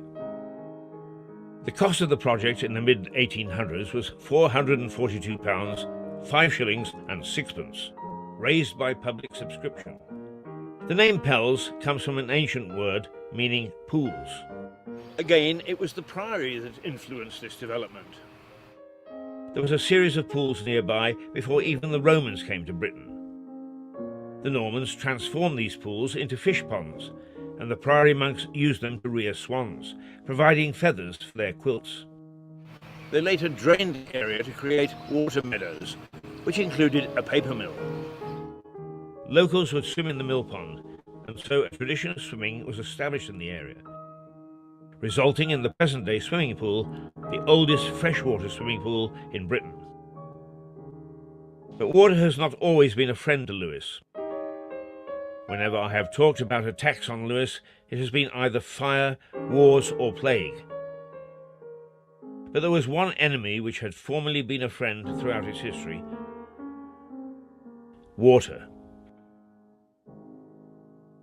Back in a moment, but for once not a visit to the pub, but a reflection on the power of water.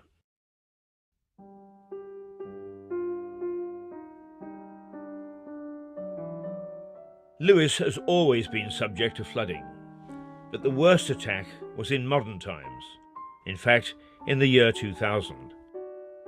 The flooding was as serious as it was unexpected. 3 days of exceptionally heavy rain caused the River Ouse to spill over the top of its flood defences.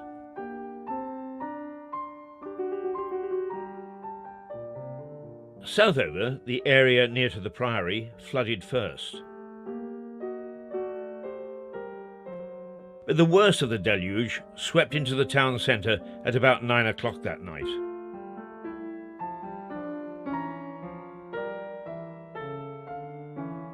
I don't normally like to give what I call a shopping list of facts and figures, but the devastation was as severe as when the French raided the town in the 16th century.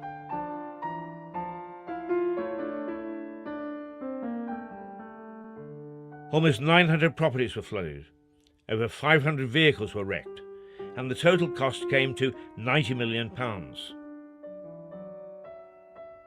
More than 1,000 people were displaced. The town was cut in half for 3 days. But the true spirit of Louisians was put on show that night. Homes were opened to the displaced. Elbow grease took over, and the task of repairing the town began almost immediately.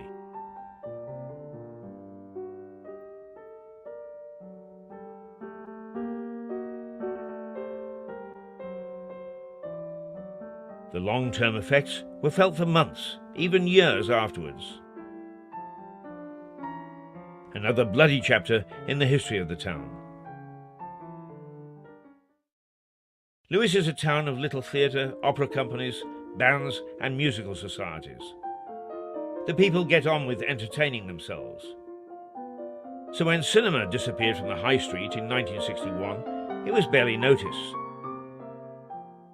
Nostalgia, yes, but mourning, no.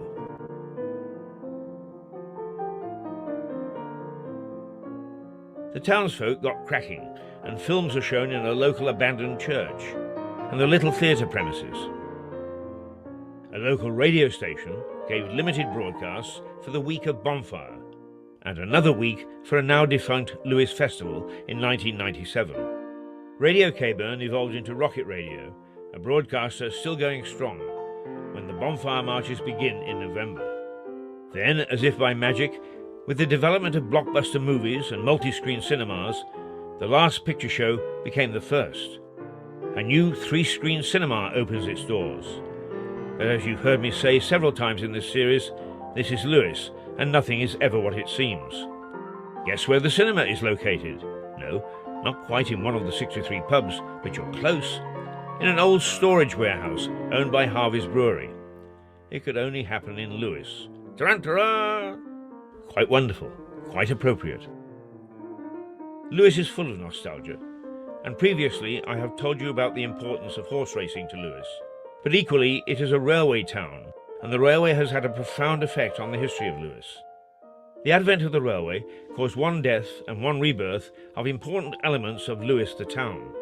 When it first came in 1844, the Brighton, Lewes and Hastings Railway gave a new means of trading to Lewes. The port had seen a huge amount of activity as the foundations of the new railway lines demanded clay. The barge owners were only too happy to oblige, and their vessels sailed back and forth up the Ouse, bringing load after load. But there is no sentiment in business, as they say. And the railway quickly took over the haulage business once enjoyed by the ships sailing on the Ouse. Slowly, shipping declined, and so did the port. Lewes became an increasingly important railway hub, serving the coastal towns of Sussex as well as London and the nearby town of Uckfield. That line no longer exists, but as with all things lost in Lewes, there are serious attempts to get it reopened. While it caused the decline of the port, it was the saviour of the racecourse. Crowds had rapidly declined after royalty had ceased to favour the track, and transport proved difficult. But the trains gave easy access to Lewes, and the course flourished again.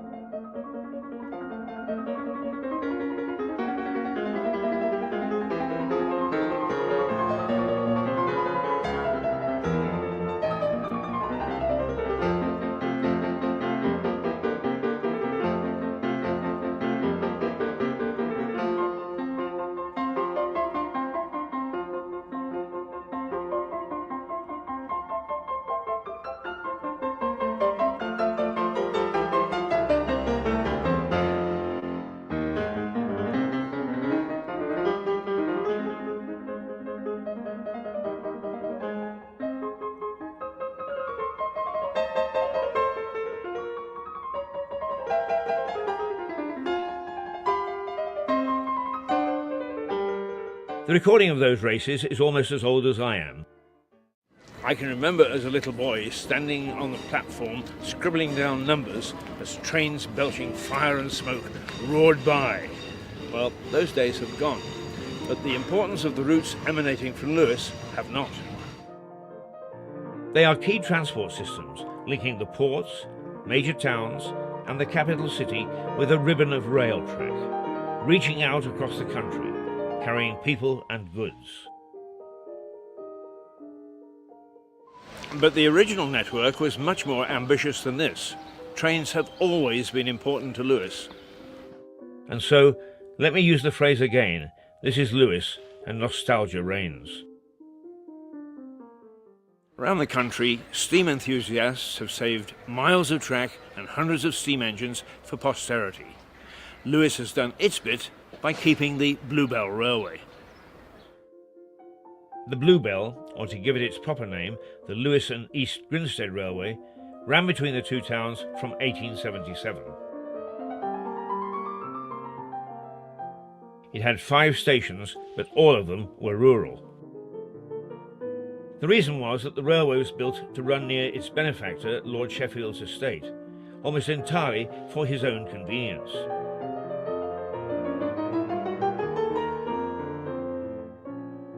It recorded that the entire touring Australian cricket team on one occasion was taken to his lordship's residence to play against the Sussex team. Now it's a showpiece of steam trains and puffer engines, clanking along its original route, carrying passengers and goods through wonderful scenery, from Lewes to the old coaching stop of East Grinstead. Nostalgia. Time to say ta-ta again, but tonight, not to a pub, but in a cloud of steam.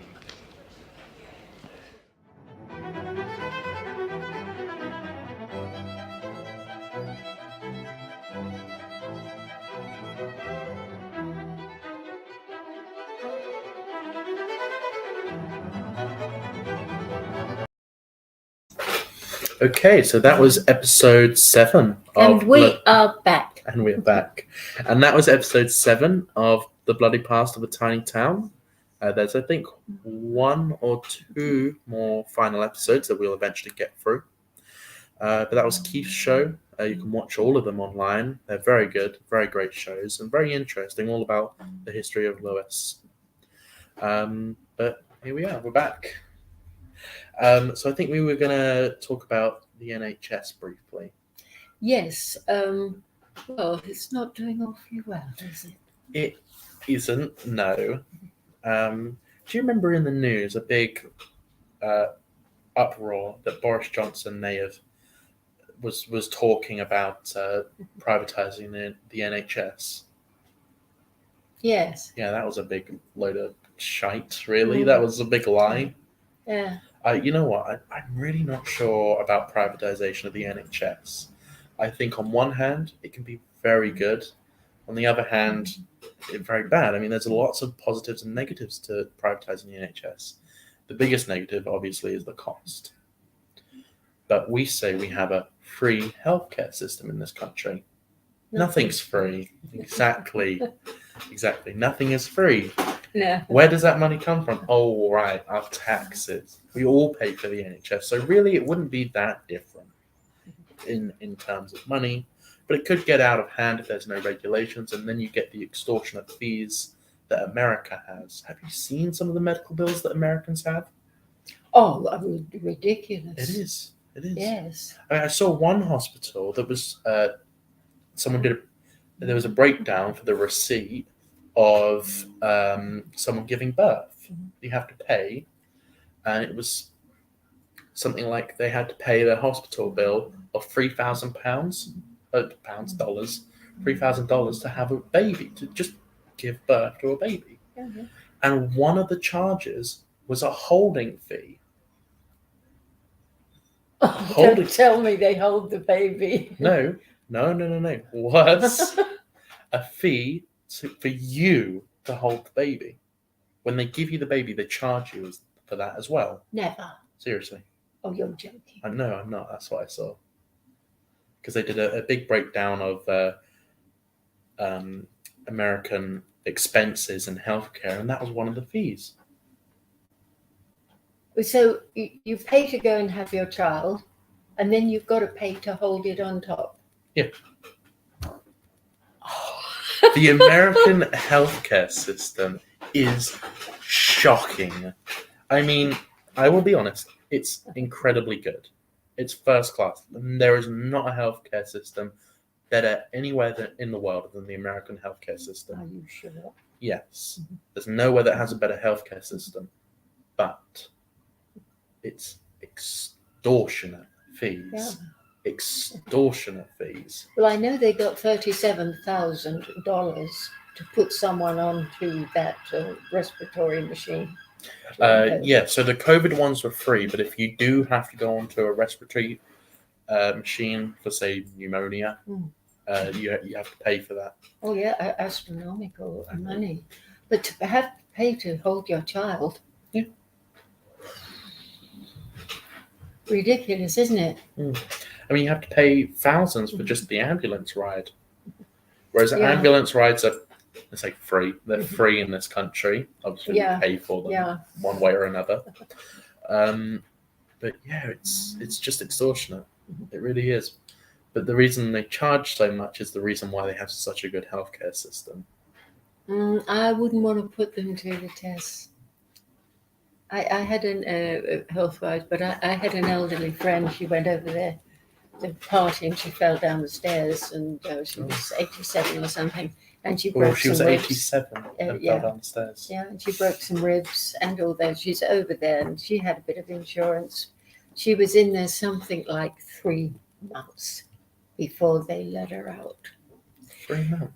Somebody had to go over there and collect her and come back, and she nearly went bankrupt. She had to sell 2 of her houses to pay the bill. She had to over sell there. 2 of her houses to pay. Absolutely. Do you mind? Yes. How much was the bill? Do you know? I don't know, but it was astronomical. To sell, And have to this- sell 2 houses. And she wound up in her house, allowed to keep her house that she'd been in forever. And she was allowed to keep that, but they took a mortgage out. Well, that's the thing. The American healthcare system, they want to keep you in there as long as they can to get the most amount of money. Sure, yeah. But here, because of how underfunded it is, they kick you out immediately. So it's difficult. It's I mean, my mum, she doesn't work for the NHS. She works for a private healthcare company, which you would think would pay a lot. It doesn't. It really doesn't. She works for a private company where she's a community carer. She goes to people's homes and cares for them, helps them get dressed, washed, showered, all that, make sure they've taken their medication. And she usually has about 15 calls a day for a long day. That's a lot. 15 calls a day? And they can be anywhere from 15 minutes to an hour. Good grief. I mean, one of their calls used to be 2 hours a day on a Wednesday. But it's privately paid for, so you pay for it. So it's good treatment. You do get good treatment there. It's not the government. Yeah. The company she works for is very good, but they have had a influx. They've paid Filipinos to come over here, and they've paid for accommodation, and they've paid for their cars just so they can have staff. Yes. They've paid people to come all the way from the Philippines just so they have staff, because Yes. no one wants to be out. No one wants to work for them, No. even though they And pay. if it wasn't for the foreigners being brought in, the whole thing would come crashing down. But it's difficult because where do you draw the line at how many people coming over? It's difficult, and that's a private company. And That's not you see, even. we are the crowdest country in the world. We are the most densely populated And country in these Europe. people that come in, they're entitled to dentistry, our national health, our undergrounds that have taken us many years to build, and all our facilities. Yeah. For nothing, just because they've got on a boat and come over from France. Yeah, or the poor refugees from the war-torn country of France. Yeah. Yeah. We'll be over to France. I think it's rather nice, actually. I like the food. I like I've the country. never been to France, but I can imagine I wouldn't like it too much. Hang on. It's different, but it's got a lot to offer. Yeah. But regarding Have you been to the hospital recently at all? yes, I went to have my hearing aids adjusted, and a hospital car took me there. A nice lady wearing a mask, and I said, don't wear that for me. She said, "Oh, that's very kind of you." She said, "But a woman said that to me last week and then reported me." They reported you. Reported her, the Oh. lady, yeah. So I said, "Well, I'm not going to be guilty of that, I promise you." We had a nice rapport. But the car that came to get me and the service that I had, it was just a 10-minute visit, and I have to go back and have some more adjustments, was very good. I couldn't complain about at all. They were very polite, very nice. They were wearing masks, but they didn't complain because I wasn't. Anyway, the car that was supposed to come and pick me up was very, very late, and eventually the hospital was getting ready to close, you see. Okay. So I said, "Look, I think they've forgotten me. Something's happened. Would you mind giving them a call?" I said, "Or is, someone living in Lewis that could drop me off?" "No, we don't go that way." Anyway, they called up and they said, "You have no idea how many times we have to do this." So, well, eventually they said they can't get anything to you until 10 to 7.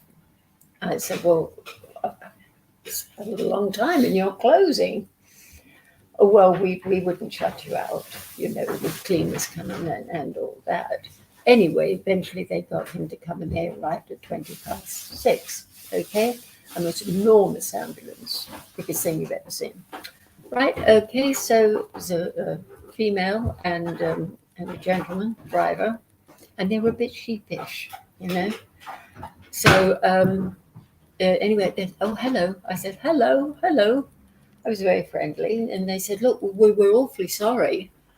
I said, no, come on. I said, "It's not your fault. It's inefficient bureaucracy, I'm sure, Anyway, got in the car, polite enough, but there was no conversation in the car at all masked up, naturally. Anyway, they drove me home right to the door, got out, and I had a £20 note, and I said, "Listen, have a drink. Thank you very much indeed." "Oh, well, we can't take that." I said, "Why?" I said, "No, we can't do it." So I said, "You mean you're going to spoil my pleasure?" They didn't know what to say to that. With that, I got out of the car, and I threw it in the car, and I walked off. But this is what is out there. There is no compassion. I mean, you take, it was like I'd offer a dead rat or something. I don't like what I see. Well, my mum had something happen at work, but you were mentioning a similar thing. She went into a customer's house, and the customer said, "Oh, don't worry, you can take your mask off." And she said, "Oh, okay, thank you very much." So she took her mask off, did her job, left, and the customers phoned the head office and complained that my mum wasn't wearing a mask at work. So I don't know I don't know why they got a kick out of that, but they did. Because this is human nature at its very, very worst. That I promise you. And I can foresee it getting worse. My mother told me as a child, she said have to be very careful because there are some nasty people out there. I said, what do you mean nasty? She said, there are people that take a delight in causing trouble for people, and they get pleasure out of doing that. So you have to be careful who you're friends with, and don't tell them any of your secrets, and just be a little bit careful, And I could never, ever understand that. But of course, she was so right. Well, When did you begin to understand that?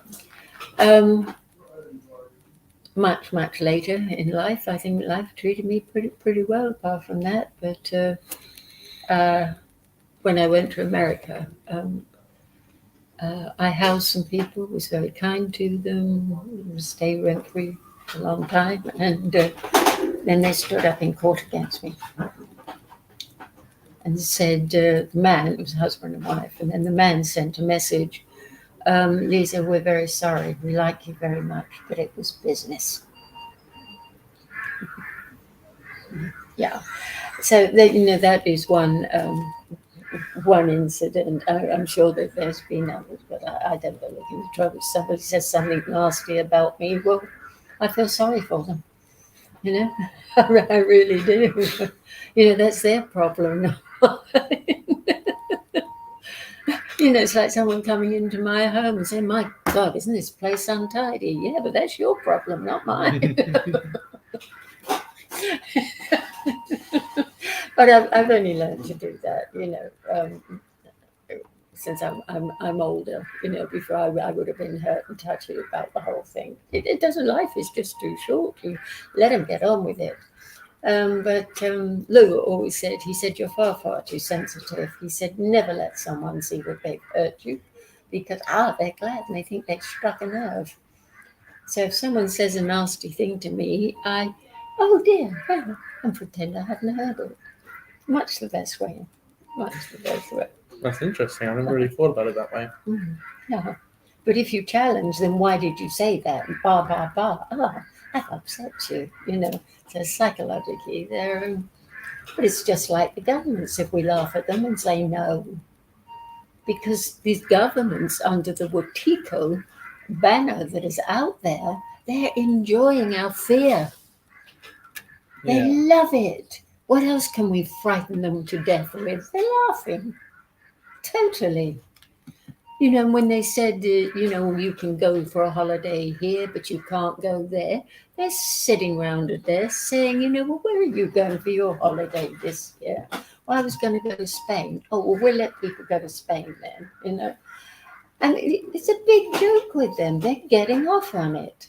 Believe me, these higher-ups, this Illuminati, they're playing with us like we're little ants. So to go back earlier, what you said about this country being densely populated, we are, I think, the fourth most densely populated country in the world. The most densely populated country is in Europe. It's not us. It's Monaco. Oh, yes. So obviously, Monaco, whatever. They're paying a fortune. It's 2 miles long.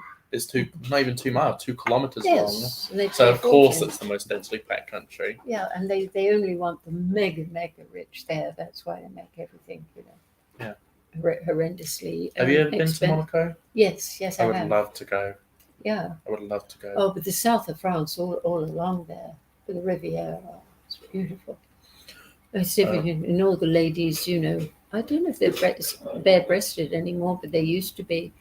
And they wear gold mules, and the beaches are beautiful, and everything's fantastic. Yes. Yeah. But with all this, what is happening? I don't know. The mega rich, I know, will be all right. It makes no difference to them at all. I mean, they have their private swimming pools, they have their trainers. I mean, it's business as usual. They don't even know what is going on outside of these gated palaces that they're living in. Of course they don't.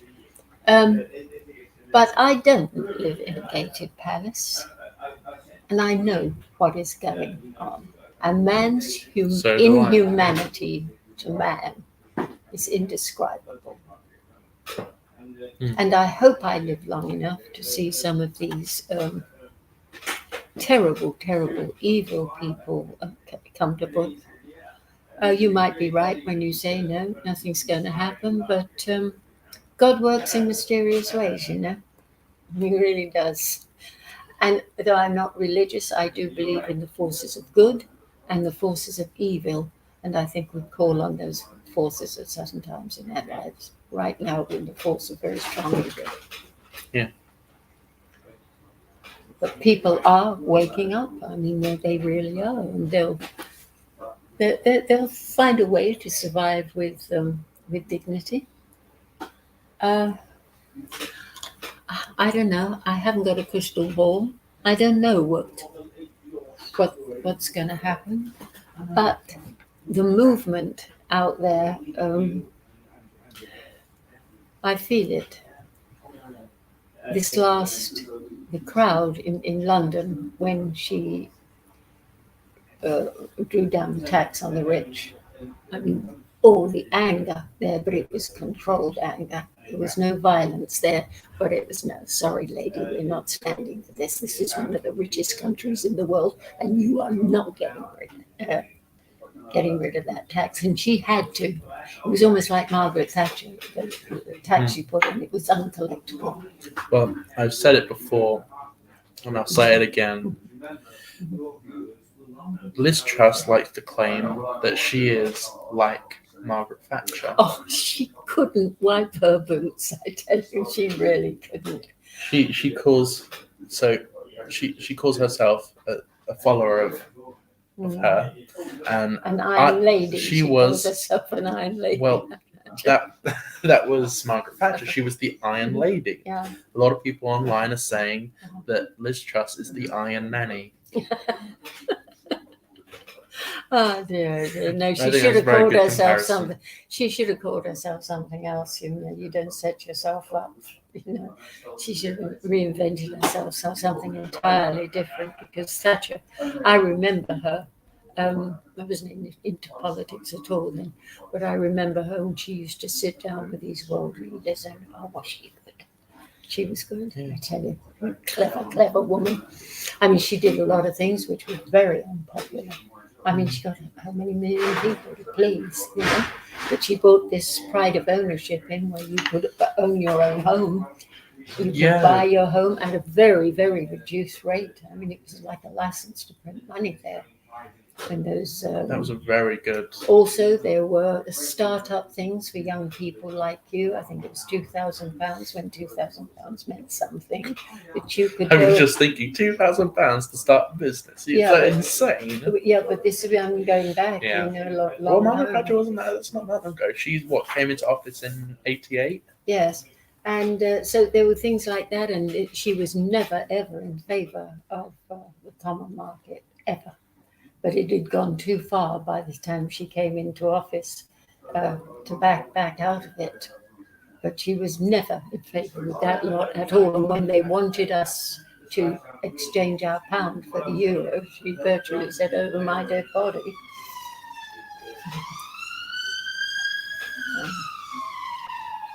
But I'm glad she did say that. I'm glad she stood up and. absolutely. to Otherwise, European God, what state we would be in. God, what would happen if we fully joined the European Union and gone onto the euro? Well, we would be in far more restrictions than they already are. I mean, look over there, they mandatory lockups they've got and the whole thing. Austria seemed to have been the worst for that. Austria, not only did Australia have the COVID camps, but so did Austria. In Europe, we had these COVID camps. I mean, can you remember the last time Austria had camps? Wasn't very good, was it? No, absolutely not. No, that was Hitler annexed Austria. Yeah, in fact, I interviewed a very, very nice lady who escaped there, and the only country that would take her in was Albania. It was the only country. Albania? It's the only country they could get into. And they escaped. Otherwise, her and her mother would have gone to the camps. But on the way out, she had to get a plane that stopped off. I think it was somewhere in Germany. It might have been Frankfurt or whatever. And they heard that there were two Jews on the plane or suspects or whatever. And they had her and her mother off. And they stripped these two German military ladies. She said they looked magnificent in their costumes, and the most evil women she'd ever come back. mother was elderly. They stripped her, and they stripped her, went through the whole thing. And outside of this room, it was business as usual. Everyone was going about their business, at the airport, nothing. And Have, so they were semi-torturing them. And eventually they were going to send them to the camps, definitely. But she had a letter from a very, very important man in Albania. And she said if he hears about this, she would be in a great deal of trouble. And because the Germans are very fearful of the written word. So the plane had waited for them, which was an incredible piece of luck. So they put your clothes on and fuck off out of here. And they let them go. But it was a very interesting story. But it was her brother who was a resident in England. He got himself out and he helped get her the passports. To get it, and she made a very successful life here in Britain. Yeah, but there's a lot of those stories, and they're not pretty. And some were lucky, and some were very unlucky. Yeah. I mean, a man called Otto Deutsch. He was part of the Kindertransport that was out of Austria. They allowed Hitler allowed 1,000 children out. And he was one of them. His 17-year-old sister had a mother and a sister. 17-year-old sister saw him off at the train station, sent him over here. She couldn't come because she was 17 and he was 10 and was terribly fond of his sister. It was a very, very close relationship. And he goodbye. They said no kissing, no hugging, no crying, shouting out the orders. She put him on and, off you go. They came around on the train inspecting the papers, and he had a passport. And I showed this in the interview. It's there. And it's got a line down it.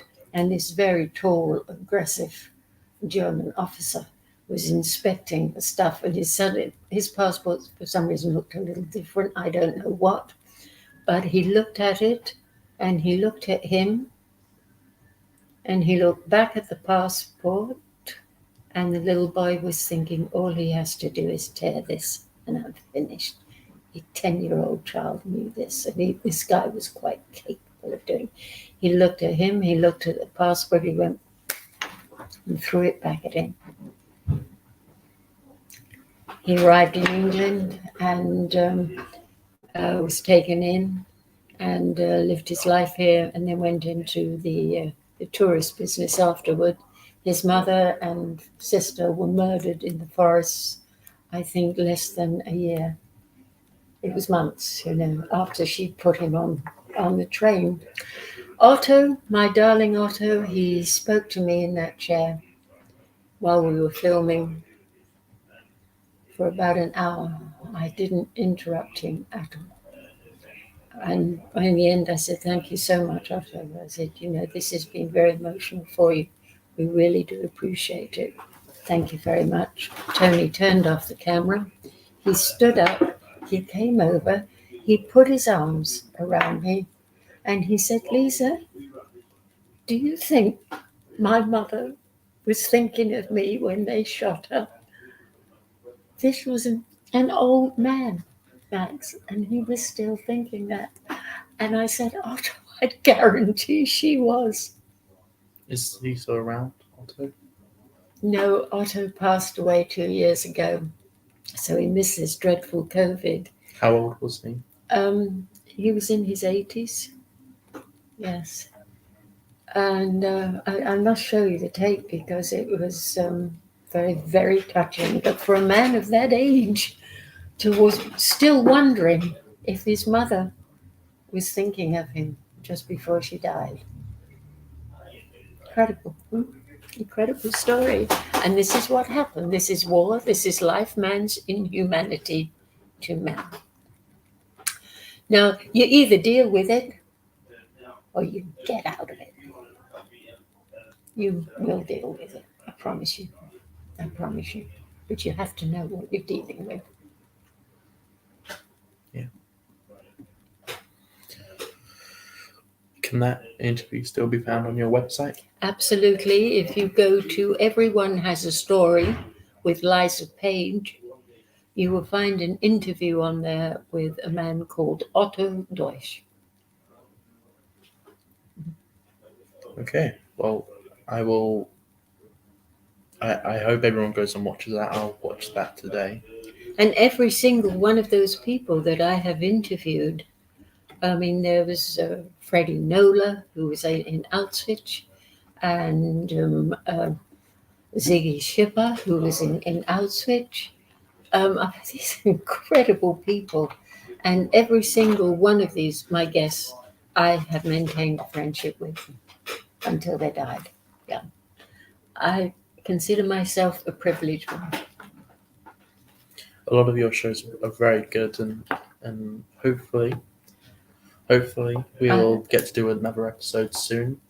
with We the- will. You yeah. and I are going to do a lot of work together, I promise, because, I want you to meet the kind of people that I interview.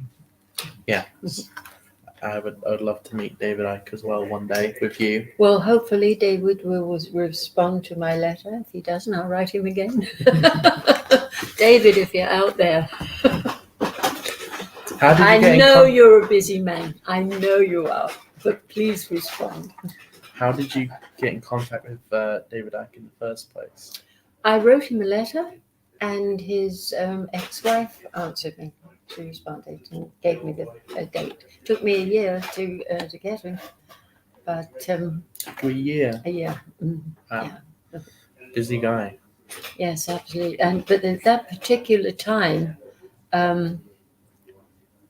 he was doing intensive work, and suddenly she said he has to say, right, that's it. I've got to go away for a week, and down tools. He would recharge the batteries and come back.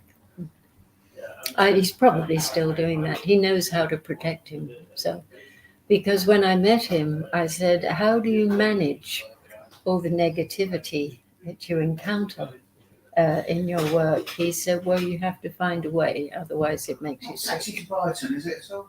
No.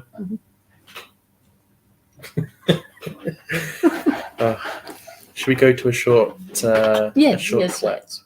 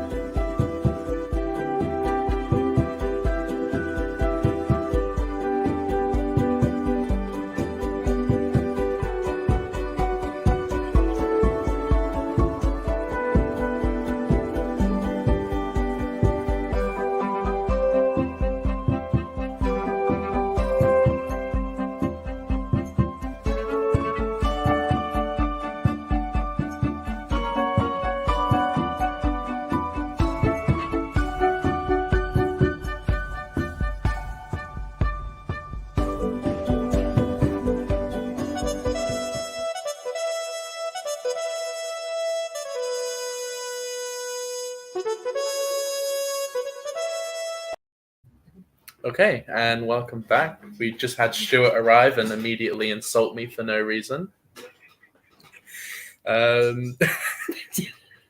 Me and Stuart, we You tease one another. Yeah, That's what you do. everyone says we have a love-hate relationship. We're like that. The way we argue on a Wednesday, we're the exact same off camera. We're the exact same, aren't we? We just argue. Absolutely, yeah. We just argue. We disagree. We have completely different worldviews on everything. But it's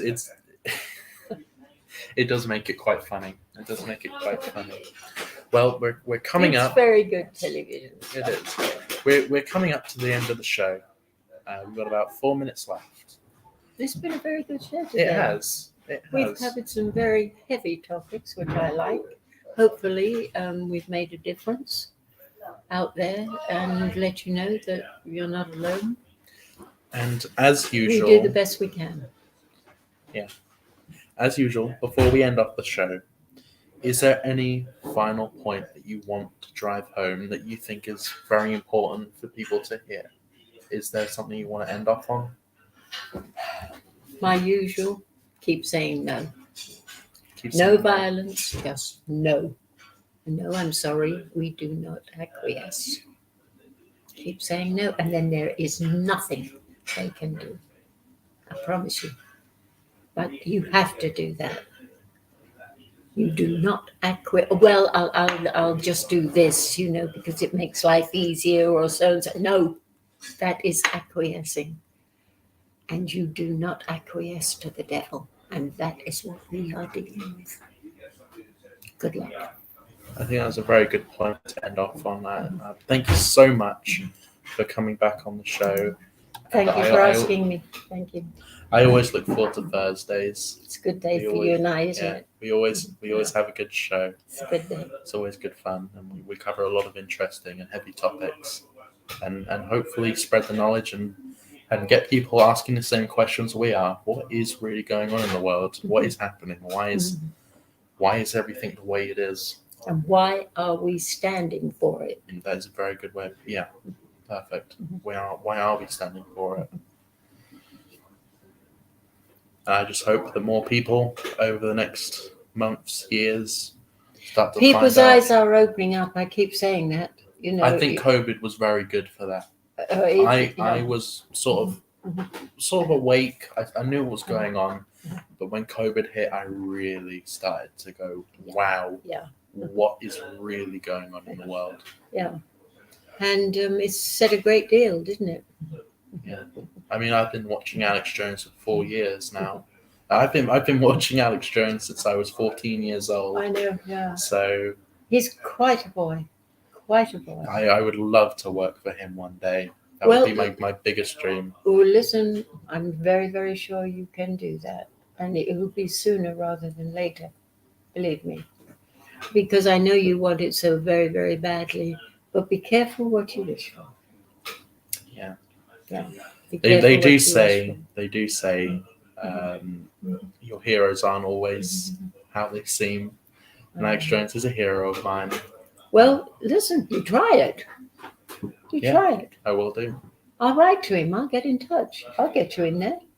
I need a little bit more experience before I go up to InfoWars. But Oh, you'll get the experience with him. I promise you. I You sure will. well, again, thank you so much for watching. Tune in tomorrow at 8:30 for Keith and who else is on a Friday? Suzanne, no, not Suzanne, sorry, Melissa Conti from New York. So you get to hear the American perspective on what's going on in the UK and what's going on in America. So stay tuned for that tomorrow. Thank you very much for watching. Thank you very much indeed. Thank you. Bye-bye. Good luck.